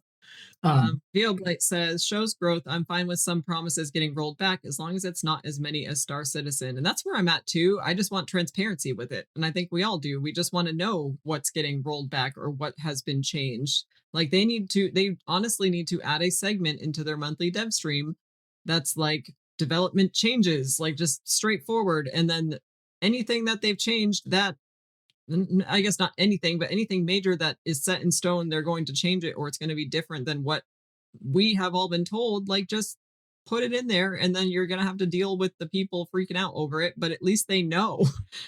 Right. And I think that's what gets me. Are we under NDA? No, there's no NDAs. I would love that too. Redo their first live stream Q&A where they said they didn't want the game to be grindy. And here's the thing. It's like, did Jeffrey Bard leave because of creative differences with Steven? Because I feel like, there was someone else who I've talked to previously where they were saying that Steven seemed like he was the risk guy and Jeffrey was the reward guy. And then when Jeff left, it all became risk. I genuinely believe that he left because of creative differences. I think even like, because Jeff, like, he never said goodbye or anything. Like, it was just like, yeah, he's gone, which is kind of odd. Like, when he said, if it was amicable, I'm not saying it's not amicable, but like, you would think of like, hey, this is my last stream, guys. I'm moving on to different projects. You guys are in good hands, something like that. If Jeff had left on that type of note, but the fact that we're all like, fuck, where'd Jeff go? And then next thing you know, Jeff left. What the? All right. Wait, they didn't even announce it? No, they did announce that he left, but not until like people started noticing his absence. I think people had noticed that Jeff had, like, he was gone first before, like, I might be wrong on my timeline for that. But, and I think back then I was like, oh, well, this happens all the time. And maybe we should have saw the writing on the wall back then. Obviously, don't know what you don't know. We still don't know what we don't know. We still don't know what we don't know. And I'm saying, I've said this before, I have no problem if Ashes ends up being the best game ever, and all the things that I've seen, like if the things that I'm recognizing to be red flags, if there are things where, I'm seeing patterns and maybe they aren't the patterns that I thought they were, and it turns out to be a fucking banger, I'll say, yeah, I was wrong. I have no problem saying, yeah, I was wrong. I don't mind admitting, look at my ego. Amy will say, good, they finally listened to my feedback. Yeah, I'll be like, about fucking time they listen to me. But no, like, I'm saying, like, I have no problem saying, like, yeah, I was, especially if it turns out the way that we it was presented to us, and I can go, yeah, I was overly critical here. I think I was burnt out, whatever. Like, if it ends up going that way, I have no problem saying that. But as of right now, and I'm going to cycle this back to the naive part of Steven. Steven talked a lot of shit about New World, and now looking back, would he have said the same things? Because it doesn't seem like Steven talks about the game from the same standpoint that he used to. It seems like Steven definitely comes from the point of a weathered creative director who's trying to weather the storm, right? And no longer coming from that MMO player side. And I think I've noticed that quite a bit, right? Amazon might end up releasing 2 MMORPGs in the time it's taken Steven to get the alpha to beta. Jesus Christ. Put New World town boards in Ashes. You know what's crazy is I have people that tested the New World alpha, and they said it was so much better than the Ashes alpha.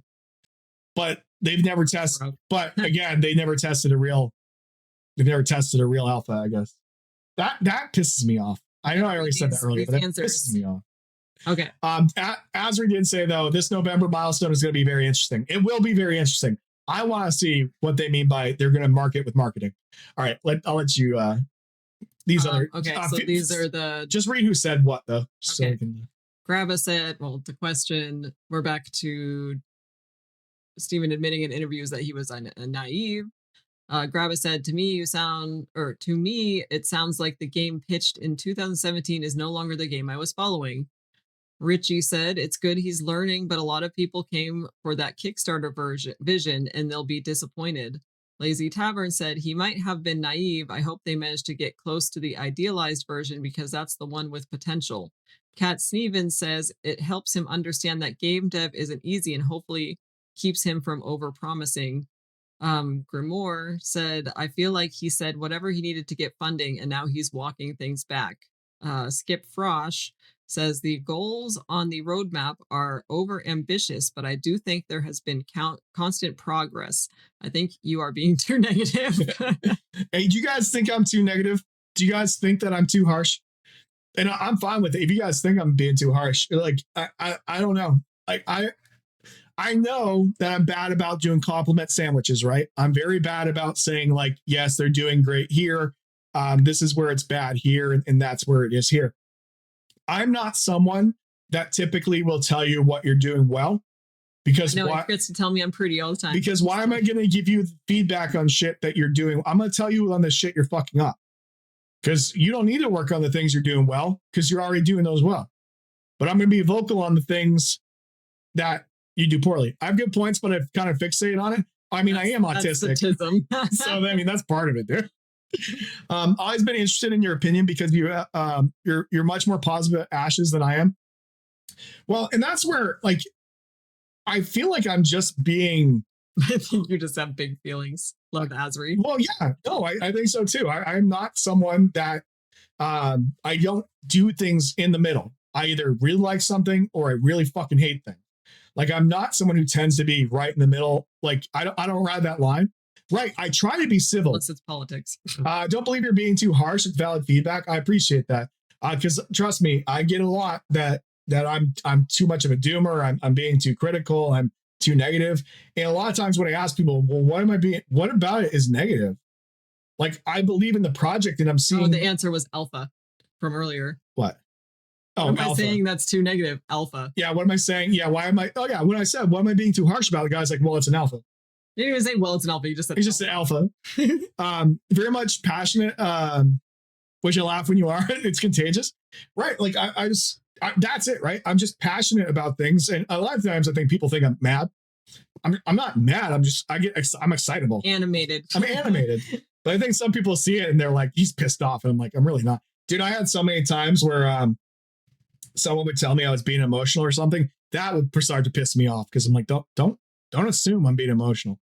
So played RPG MMOs. Were like more than 50% of textures, images for players and environments that were default model white like gray, and shit was so broken that falling through the world or mobs in the ground you can't target yet, and they can hit you. But we haven't played a real alpha. That's what I'm saying, right? I've played fucking gray box shit. That's what drives me nuts. Where I'm like, you're acting like, because I try to come from my experiences of testing other games that are in development. But then people are always like, oh, well, those were marketing alphas. Bitch. No, they weren't. I'm not. Because they know every single. Right. I'm not fucking talking about Lost Arks Alpha that was just a fucking port over. I'm not talking about those type of games. I'm talking about games where I had to sign NDAs to play. I tested, what was it? Soul Mask, when that was it. I would print out NDAs for everyone to sign, and I had to send them back because I brought a bunch of people in our guild into the game. We'd assign all those NDAs, and then we got to go and test it. And I was Sword and Sorcery back when it was called, I don't even remember what it's called. Well, what do they call their game now? Legacy Steel and Sorcery. I don't even remember what the old fucking name of the game was. And I was testing that shit when half the levels were gray box. But I could see where I was like, all right, I really get where they're going with this. Like I get the basic thing. Like I feel it. Like I've never, and I've said this before, I've never tested an MMO in alpha. So maybe that's part of the problem. I have said I have that bias, right? That I haven't tested. Have you tested? Yeah. That Dragon Prophet game that just died out of nowhere. All right. So Annie's tested an MMO in alpha. And it was fun. I liked it. It's not like we're thinking playing a beta for a new WoW expansion. That, right? Like, I'm not coming into this acting like it needs, and I will use comparisons of like games I'm playing to talk about things, and people are like, oh, this dude wants it to be like WoW. I'm like, no, like that's not what I'm saying. I'm saying the reason why I'll say I'm really enjoying this because of XYZ. And they're like, oh, dude wants it to be that. Like, you fucking moron. Context. Like, is, oh God, I'm not even, I'm sorry, guys. People just annoy the fuck out of me, dude. What's the next question? They jump to the wrong things all the fucking time. Oh yeah, sorry, we were reading that, weren't we? Starting to fidget. All right, nodes. Okay. This actually has started to bug me a bit. And this is and we're going to talk about one of the reasons why I've started not to trust. We have an ad break. Ad break. Ad break ends. Okay, we got an ad break. So I'm going to go pee real quick.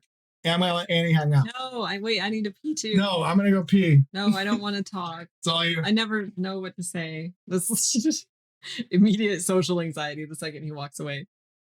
Hello, everyone. How's it going? It always gets too quiet, I think, and makes me feel uncomfortable. How was my day? It was good. I had a chill day today. I was traveling all this past week because my sister actually went to the hospital, so I had to go help her out, and she got out of the hospital and just kind of bit stressful. So I was resting today to try and make up for all the hustle and bustle of the week. New job is going well. Yes, it's going really well. Yeah. Any plans for decorating the basement? I think I'm actually going to probably try to paint tomorrow. We've got to get a little bit more of the drywall dust gone, and then we should be good to start painting. And then go from there. And yes, make it nice down here again. What's your PoE2 build? I am playing in Amazon, and I did a spear and bow build, primarily bow. So because I like playing the ranger, and I have a pet. So I have like the tame beast, and I'm enjoying the way the taming is on there. I think it's cool. And yeah, I don't know. It's been really fun because I've kind of been able to build my class the way I want to. And I've got like a blood and ice build thing going. So I freeze them, put bleeds on them, and then they just die or burst into ice. Speaking of PoE, and this is my fault, I will accept that I did this to myself. Early on in the podcast, at Tangents, I used to say to me, Ashes felt like it was going to be the path of exile of MMOs because they talked about how much customization you were going to have for your classes and all these things. And seeing even their alpha-based class trees, I set myself up for failure on that. They have been so underwhelming. I know they talked about they're going to be adding ranks and maybe more passives, but build diversity in Ashes, I think even with this, it's like a 2 out of 10. Yeah, it definitely is like a 2 out of 10. I think even when they add like the secondaries, I'm not convinced that it's going to be a knock your socks off experience. It kind of feels like it's going to be pretty mid. And like and if anyone from Intrepid is hearing this, like there was a time when Steven said like, you guys aren't your designs and your designs aren't you. Just because I'm shitting on your designs does not mean I think you're a shitty dev. It doesn't mean I think that the work you've done is bad. It's just, it's mid to me. I'm never going to sugarcoat things. So if I've got any Intrepid fans that are listening and you're like, damn, man, we're letting Jamie down. He hates us. I don't hate you guys. You let me down, but I don't hate you. Oh, no. But I mean, I am bummed. Well, part of it too, though, is I don't think it's necessarily the devs. I think it's the leadership. I mean, it could be like, I have a feeling there's probably a lot of micromanagement that goes on. Yes. There's a lot of, I mean, just looking at some of the Glassdoor reviews and stuff, and again, maybe take them with a grain of salt, but people saying like, there does seem to be like a lot of procedures and that there's a lot of red tape when it comes to doing things. And I could imagine, I could see it. I could see that being a thing. All right. So let's move over to the whole naive thing.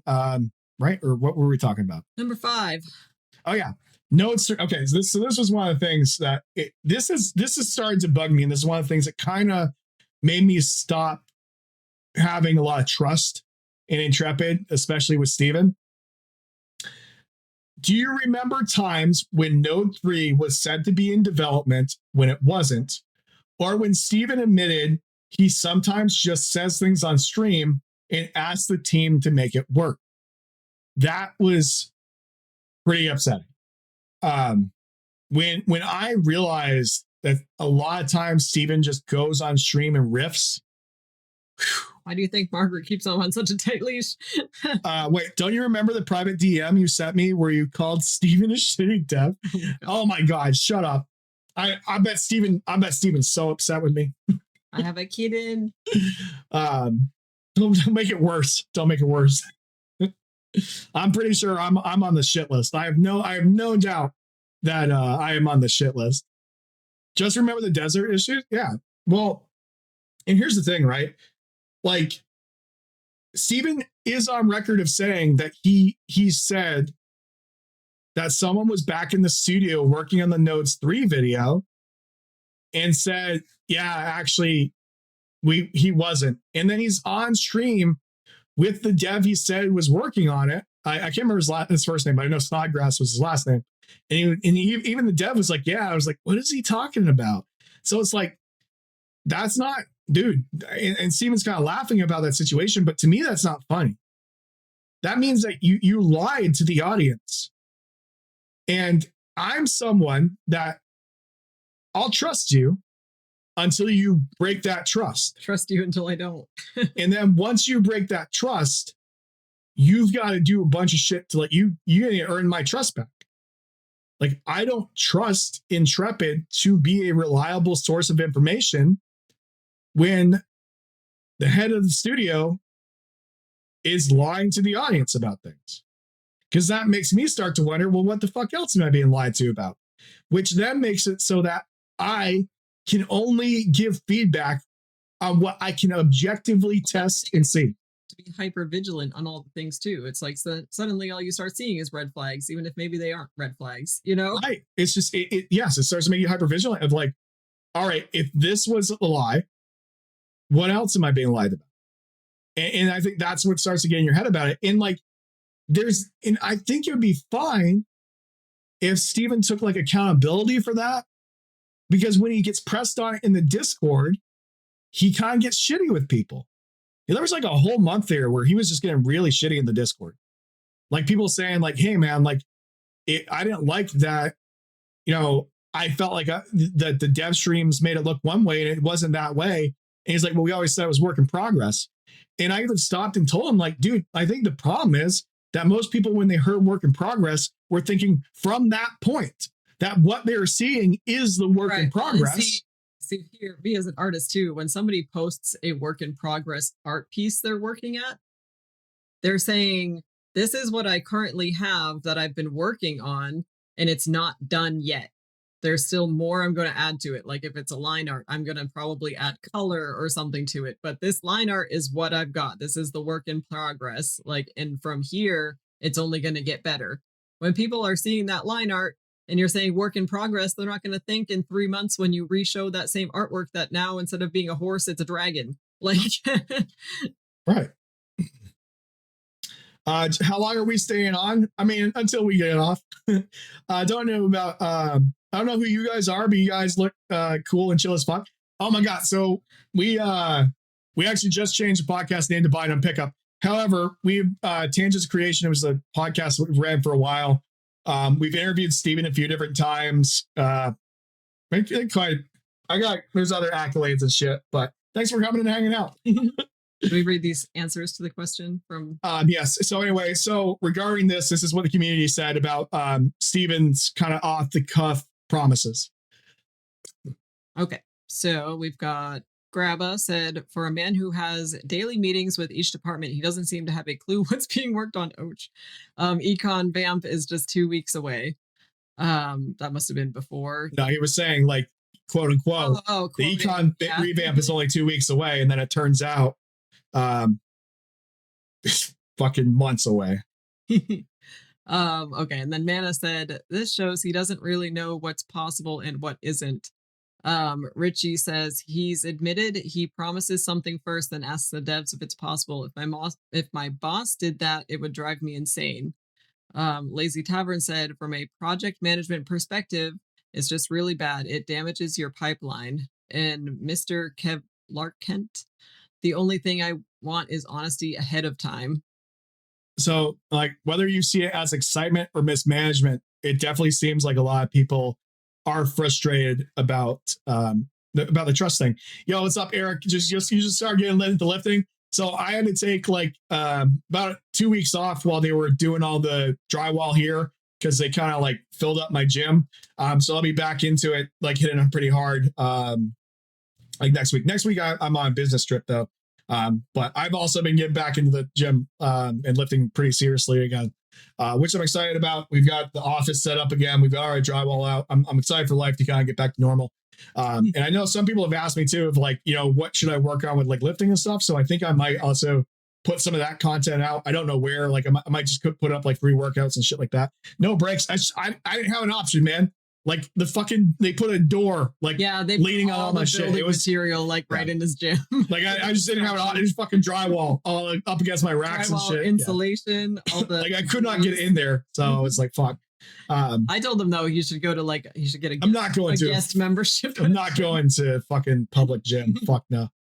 Let's see. Randomness said, it's sad I'm having more fun leveling alts in WoW than getting to level 10 in AOC. That's the thing though, like, okay, a lot of people shit on World of Warcraft. WoW feels like the best spot it has been in a long time. And some people in the Ashes community have their heads so far up their fucking ass that when you look at systems that are working in WoW and even suggest it, they fucking shit in their hand and then start throwing it. But it's like, dude, you can look at other games and their systems and say, yeah, that's a pretty cool system. That works really well. Maybe we can take it in that's one of the things that Blizzard has done well forever, is that they will take something from another game and make it better. And we can say, and here's the thing, right? World of Warcraft has had a lot of fuck-ups. No one's denying that. But what's kind of interesting and something I thought about is that WoW is the only MMO that is big enough to fuck up and still make a fuck ton of money. So as much as people shit on WoW, they're able to fuck shit up and still rebound. And take risks. Which is kind of interesting because you don't see a lot of other MMO companies taking risks. Like you really don't. So I was actually something when I kind of stopped to think about it where I'm like, man, it's kind of wild that like, yeah, as much as they fucked up with Shadowlands, they fucked up with Battle for Azeroth, they tried something different, right? They tried something different. They failed. And I think now with the War Within and leading into Midnight, they're doing even more shit that they've never done before, but it seems like people are hyped as fuck for it. Like the player housing in WoW looks like it's going to be some of the best player housing in any MMO. And I do wonder how many cozy MMO players are going to be dropping ashes to go play The Sims in WoW. I do wonder that. I'll be doing it. Belfast said WoW's crafting now is pretty impressive, and honestly I agree, and that's what actually got us back on WoW, playing WoW like a month or so ago, 2 months ago, whenever it was. Yeah, because we wanted to check out the crafting system again and revisit it because of how the crafting was in Ashes. We wanted to be like, okay, like and I was like, I remember it being pretty good in Dragonflight when they made all those changes, and then we kind of wanted to compare them and then got sucked right back into WoW again. And like I do really like what they've done with their crafting. Like they did a total overhaul with it. They're going to be adding lumber. They're going to be adding lumber. Really good. To the crafting. Because they're adding furniture making and shit, and they're going to be adding that. And I will say that yes, modern WoW, we can say it's not an MMO, but they are starting to add, like so this is where WoW is kind of interesting, right? WoW was always the low bar casual entry MMO. Like that's it. That was what was appealing about WoW, even back in Classic. That's what people liked about it, was that it was a more accessible MMO. So even when people point at Classic, it was way easier to get into than like EverQuest. Excuse me. And I will say if you get into the high-end content of WoW, like you want to do raiding, you want to do push keys in Mythic Plus, it's an MMO. Like it's an MMO because like you have to be with people that know their shit. So I don't know. It's weird to like, I hear the argument. I will say that WoW definitely feels to me as an RPG first. And I think that's one of the things I like about WoW though, because like, I feel a connection to my character when I'm playing, and I like that. Yeah. And I think as I've been playing other games, I realize that I think the RPG elements matter more to me than how many people I'm able to play with at a time. It's cool So you'd be able to have thousands of people on screen. But if I don't give a shit about my character, if I don't have those RPG elements, then it's hard for me to give a fuck. Yeah. That character bonding is very, very important to me. The other side of the coin to GTA, that's the thing though. GTA Online is really fucking fun. I love GTA Online. I got super addicted to that too. I couldn't believe how much fucking fun I have with GTA Online. That was a lot of fucking fun. All right, what's the next segment? I got to wrap this up here soon because I'm getting tired. Okay. I know it's been a while since we've done this. We're doing a whole fucking ass episode too. I wasn't sure how this episode was going to go. I was like, it's been a while since I did it, so it's kind of feeling anxious and shit. Which I guess that's a good thing. So segment 6. All right, so when you put all these things together, right? You've got the mixed timelines, shifting systems, broken promises. Does it still look like healthy alpha development, or does it start to resemble patterns we've seen with other MMOs that didn't deliver? And I'm going to ask you guys that from your experience of kind of following other games. Maybe you guys haven't tested a lot of other alphas. Maybe you did follow New World or Pantheon or other games really closely. Don't read that. Finish your thought. Am I gonna play Baldur's Gate 3 with you? God. Maybe we can do that as a community night, but don't hold me to it. So easily I'm so easily distracted. That'd be a fun community game. Don't type when he's talking, guys. We'll get 40 people.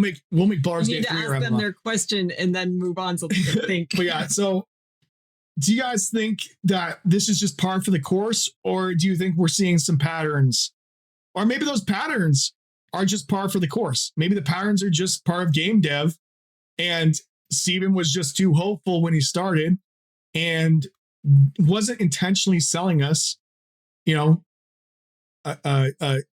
want to say a bag of lies. That's not how I want to word it. That's what's coming to mind. Well, he just didn't know what he didn't know. He didn't know what he didn't know. Maybe that hopeful gamer Steven who had $30 million is like, buddy, I'm doing it. And then $90 million later, you realize we got to get this fucking project finished. I'm done. Yeah, you realize you've bit off way more than you can chew and you just want to. Major fixer house thought we could do it. And then it was just like the more we dug into it, the more problems it had and the less money we had to throw in it.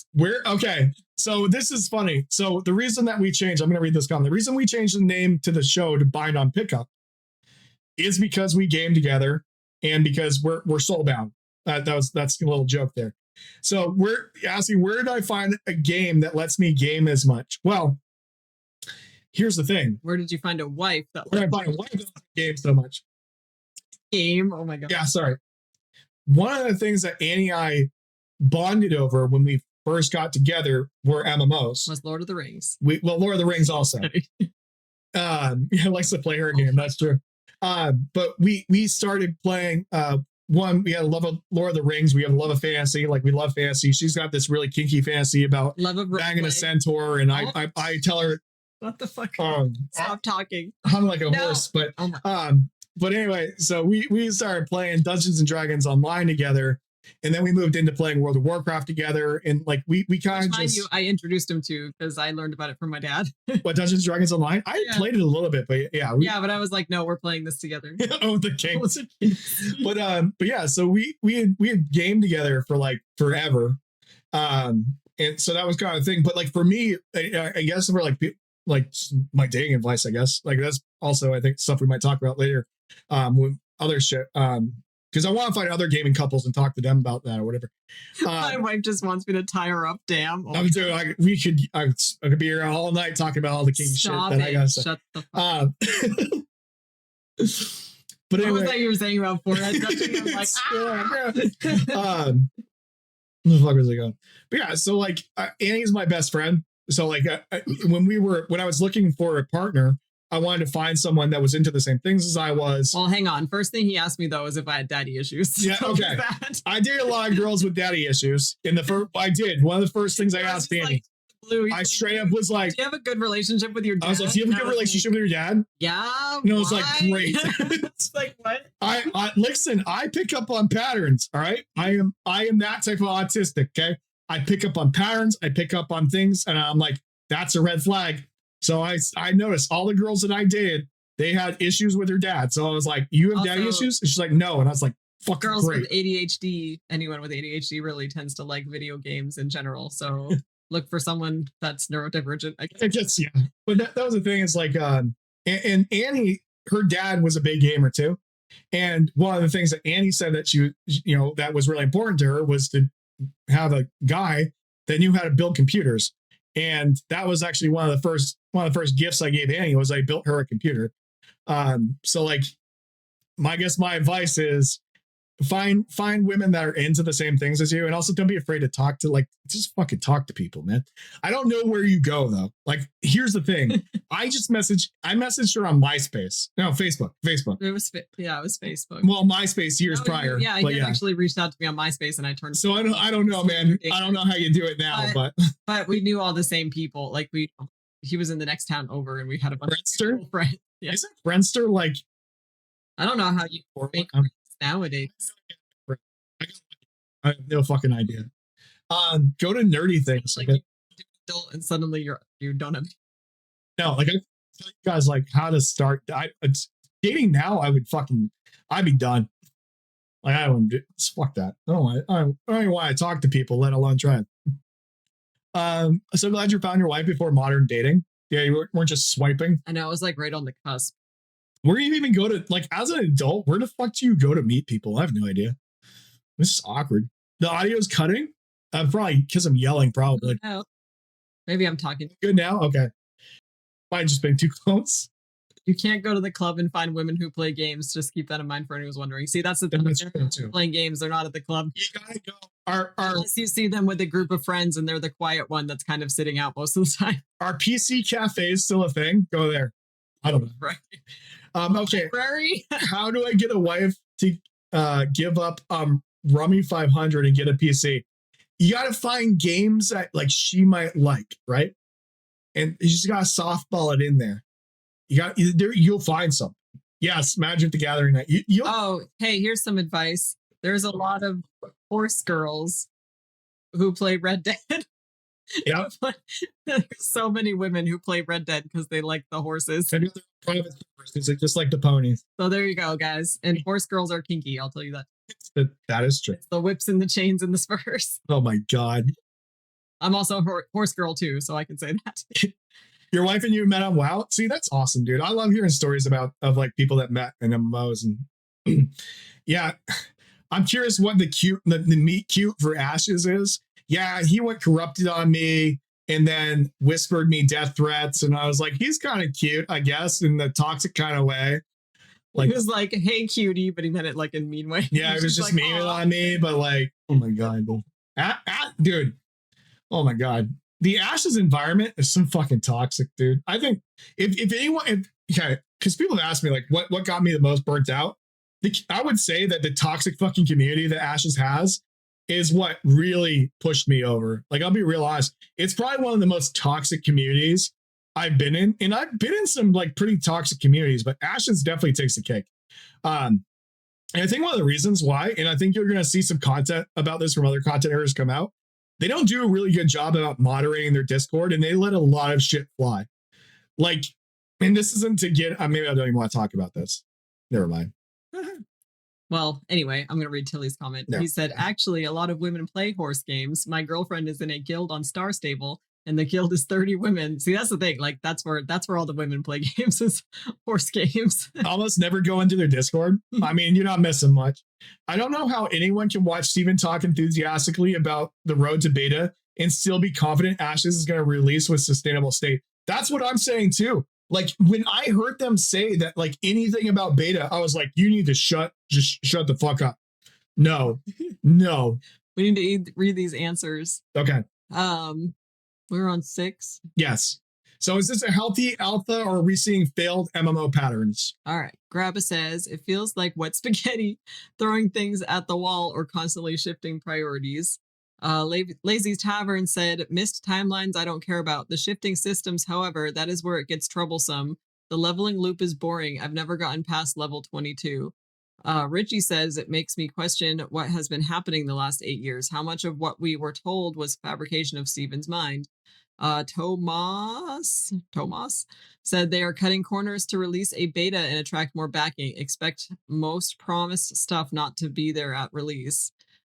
Trent says, how are there only new zones and a few mobs? Where are story arcs? Is it that hard to add quests? Chibi says, this is the first alpha I followed, and the missed timelines or shifting of ideas seems normal in the indie space. See, and I think I have seen a lot of people, and I got into it with Pockets about this, that he's never tested an alpha before. And like he hasn't played a lot of MMOs. And he constantly kind of come at me about things. And I was like, dude, I have a bunch of credentials of fucking games I've tested. I've played probably a fucking 100 different MMOs. And I'm like, that's where my feedback is coming from. And a lot of times when I have people that are pretty shitty to me, and I'm not saying Chibi was shitty to me, but it's more like I find it's people that just found the game in like phase 2 or phase 3, maybe phase 1, but not as much. People that have never played an MMO before, or people that haven't ever tested alphas before. And those are typically the people. Or they just want a PvP. Or the people that just want a PvP. Those tend to be the people I get the most shit from, where I'm like, what? Like, do you just like hearing yourself fucking talk? Like, at least present. Why am I wrong then? Tell me why I'm wrong. Well, Steven says, that's not a good answer. Just because Steven says is not an answer. Steven has already admitted that sometimes he just says shit. That means, I'm sorry, Steven, I can't trust the things you say until I can actually start trusting the things you said. Like, I said this earlier, once you break that trust, it's hard for me to build it back up.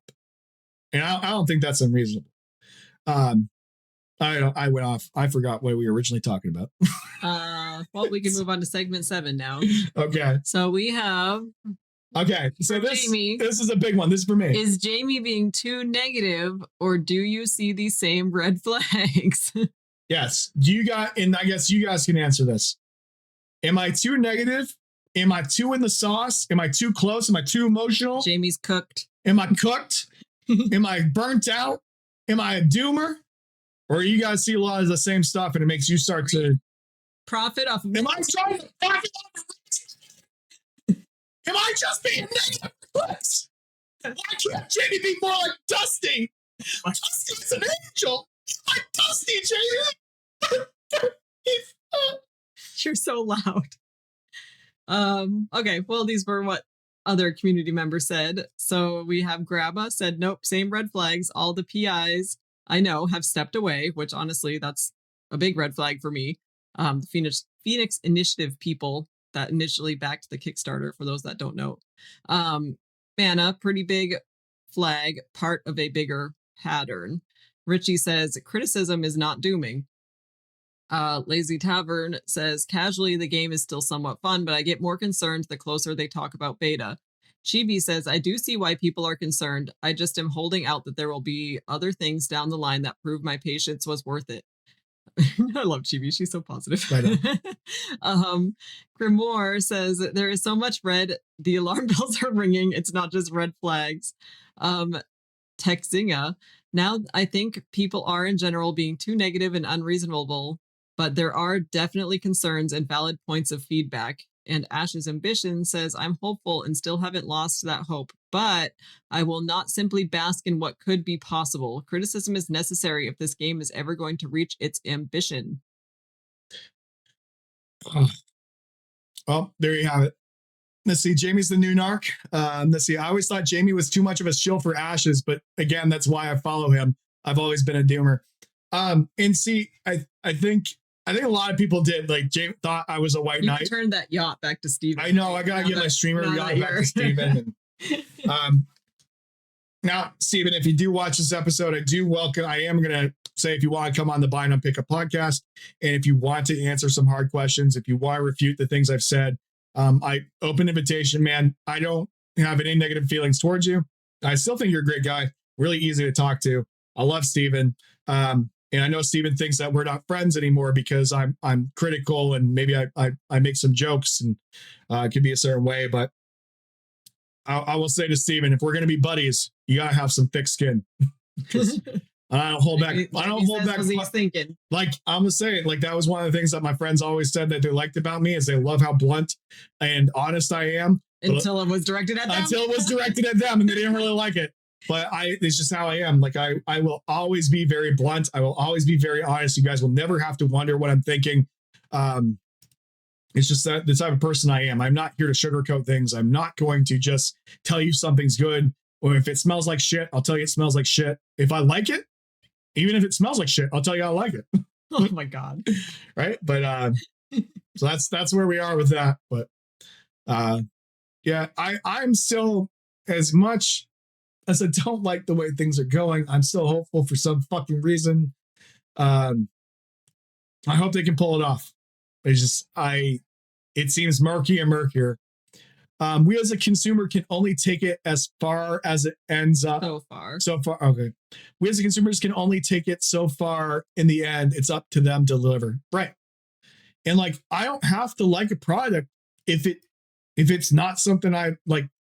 I guess that like, there's no requirement for me to be positive about it. Right. Like if it doesn't feel good, if a lot of systems feel like shit, if it seems like you're cutting content, if it's not the things that you said it was, I'm going to call it out. There's nothing that requires me to have to kiss your ass. So I don't know. That's where I am with that. But yeah. Same. Big same. But to recap, it seems like some people kind of see the patterns as failure. Others see it as growing pains. And to kind of frame this, like, it's not just negativity. Like a lot of it's passion, right? People want Ashes to succeed, but they also want honesty and depth. And I think that's it. I think you've got a lot of passionate people. Oh, no. I haven't heard, John himself said, I hadn't heard they got rid of the procedural nodes until tonight. How can people still be positive? Dude, okay, but that's fucked up, man, that you hadn't heard that. That was something that Richie and I had told Steven, is that it's very frustrating that there's just not like a center location for people to go to. Unless you have to dive in the forums, you got to go to this content creator, you got to go to the wiki, you got to go to the Discord. And Steven said shit here. The wiki is not an official Intrepid channel. Right. You just have to go all over the place, and there's no like centralized location of information. Needed an FAQ.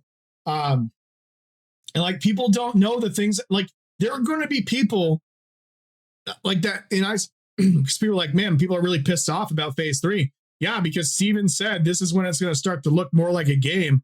And a lot of the people, when they heard phase 3 wasn't going to be until August, they're like, all right, I'm fucking off till August. Looked more like a game. It was feel more like a game. Right. And like people fucked off and they came back and they're like, what the fuck? I thought this was going to be more like a game. And you can't blame those people because they didn't keep up. That's what they were sold and what they heard. You know, and then it's like, I don't know, man. I don't know where we go from here. But still going to keep coverage of the game. We're still going to do this. You're not getting rid of me. I'm not going anywhere. I'm still gonna wave up the "I was here first" flag. This isn't what you promised flag, and you know we'll keep pushing. And maybe maybe the game that I thought this was going to be died in Unreal Engine 4. Maybe it did. And we were so excited about that. We were so excited about we were so excited. 5 move, guys. We were so excited for that. Two questions. We only read like one answer from each of those. Oh, it's fine. I think you want to go to bed. Yeah, but I do want to. So we're gonna go back real quick. We're going back in time, just to catch up. Do you guys think that they take the concerns seriously? And you can go ahead and finish reading some of those. I don't remember which one you said already, but all right. So Grava said neither side feels heard because we don't know what type of game Ashes is intended to be, sandbox or theme park. Mana said, unless it's a major issue like RMT or cheating, I don't think they care too much. It feels like we already know what we want. Lazy Tavern said, I don't really see many defenders anymore. It's mostly negativity. The core issue is feedback doesn't reflect in the systems. And Texinga says, I think Intrepid cares about building the best experience they can. What I find frustrating is a lack of clear vision for what I am giving feedback on. That's a big one. Yeah, I mean, that one right there, then not knowing what that's why I'm like, I don't even feel like a desire to give feedback because I don't know what the fuck I'm supposed to talk about or give feedback on. And then what do you guys, and then this one was, how do people feel about Steven calling criticism dooming? Like, do people feel like it invalidates some of the concerns? So Mana said the pure fact is he can't read. Critical criticism is a huge red flag. Wait, what? He said that the fact that he can't read critical criticism is a huge red flag. Oh, I got you. Okay. I was like, huh? I think we read Richie's already. Lazy Tavern, it's fair for him to shut down the Doom train, but it's very wrong to shut it down on individual people. Chibi said, if it's presented in a way that's constructive and not just vitriol, then they do seem to take it to heart. And Texinga said, now I think people are in general being too negative and unreasonable. A lot of the dooming is unnecessary and sensational. Do you guys think I'm sensational? Do you guys think I'm just rage baiting? No. Do you guys think I'm just rage baiting? All right. I think we're coming to the close of the show. Have any other major features been removed lately? Almost afraid to ask. So it's hard to keep track. God, okay. The husbandry is going to be a lot less in depth on the visual side. So potentially. So one thing I've noticed that Steven's been saying lately on interviews is our desire is to. He no longer says our plan is to. Like he's using different wording to say, well, that's our desire, but it could end up being XYZ. So I think that could get scaled back. So some of the things that have changed is they removed one of the node levels. So they cut that. There's no longer going to be content parity in nodes, right? So the node zones are all going to be certain levels. Regions are going to be level capped. So Riverlands is going to be level 30 zone, where Jundark could be a level 50 zone. So that's another change. Villages, so node states, level 3 state nodes, I believe they start with apprentice buildings. Like they have all the apprentice buildings ready. So that was another thing they changed. A lot of the things with settlements, right? A lot of the settlement stuff has changed quite a bit. To me, it seems like they can't get the nodes thing to work the way they want it to, and they're making a lot of compromises on it. If they are at the point where they need to cut back on certain things they can make later. Right, that too. And I wouldn't be surprised if we see the Underrealm later, we see Tolnar later, we see, like, I would not be surprised if we see a lot of shit pulled back. Renkai in the game yet? Renkai are not in the game yet. Waiting for augments to be dropped. I mean, we might see like, hey guys, level 25 to 50 is going to be a future expansion. I wouldn't put that. I feel like they're in a position where they are trying to push towards launch, or they're trying to get to a spot where they can make some money. I am just, that's how I feel looking at it. Because a lot of people, you no longer hear Steven saying it's going to be out when it's ready. Steven even recently talked about how, like, you know, he's got a lot of great artists and they want to do great stuff, but he's got to come in there and say, hey, it kind of like, this is what it's going to be. And it kind of feels like they've moved from it'll be ready when it's ready to we're going to ship it when it's good enough. And I'm not saying that's wrong, but it needs to be communicated. Right. All of this is communication. And I think that's the problem. I think a lot root of everything. Yeah, I think a lot of it could have been handled with better communication. And I think sometimes the communication team has a hard time doing their job because Steven just fires from the hip a lot. And that's kind of a problem. Because then I would imagine being in Margaret's position where I announce something like, hey, we're only going to have one server. And next thing you know, 30 minutes later, Steven's saying we're having two servers. Could kind of get frustrating and it get difficult to kind of get that feedback out there. So who knows? New World Cookie Cutter Towns. Yes. Hey, what's up, Grandma? Goddamn, dude. We put a lot of your answers out there. Settlements are just another thing PvP leaders can fight over, serve no purpose but storage. That's definitely how it seems. But yeah, guys, we're hitting 11 o'clock. How long have we been streaming? It's like about 2.5 hours. We did a real goddamn episode, guys. So thank you guys so much for coming and hanging out with us. Now that I'm back in the office, we will be doing the podcast more often. Great show. Thanks for taking so many questions. Yeah, no problem. Well, this is the thing that I love doing. No problem, dude. The VOD will be up on YouTube, over on Twitch. You guys can catch it there. And like I said, so we are no longer going to be the Tangents Creation podcast. We're going to be buying on pickup. And what I'm looking forward to doing is to kind of, who said it earlier? Should it be BOP or BPU? BPU. BOP, cause Bop. I don't know. Bop. Bop. Bop is cute. But yeah, so one of my plans is there's a lot of there are actually a lot of content creators out there that play MMOs and stuff with their wives. I know MMO Bite Six over there. He said if any other content creators are looking to do podcast stuff, hit him up. I think it'd be kind of cool to kind of find other couples. We could probably get Chibi Bree and Vertec on here again too. And that, you know, whole idea, like I said, we're kind of soul bound to each other. That was the joke. So buy non pickup, get it? We equipped at each other. Anyway. Oh my God. Fits like a glove too. Like a tight glove. But, you know, hand hangs out a little bit. But anyway, thank you guys so much for coming and hanging out with us. This was a blast. You're gonna see it's gonna still see Tangent's creation when I switch over to the end scene. I gotta work on some more things. But I wasn't sure how I wanted this overlay to look, and it seems like I gotta fix the frame though. Frame looks like shit. All right, guys. Let's see. Bop means a slut in today's age. Perfect, because we're a bunch of bops. Thank you guys so much for coming and hanging out with us. I love you guys, and I will see you on the next one. See ya.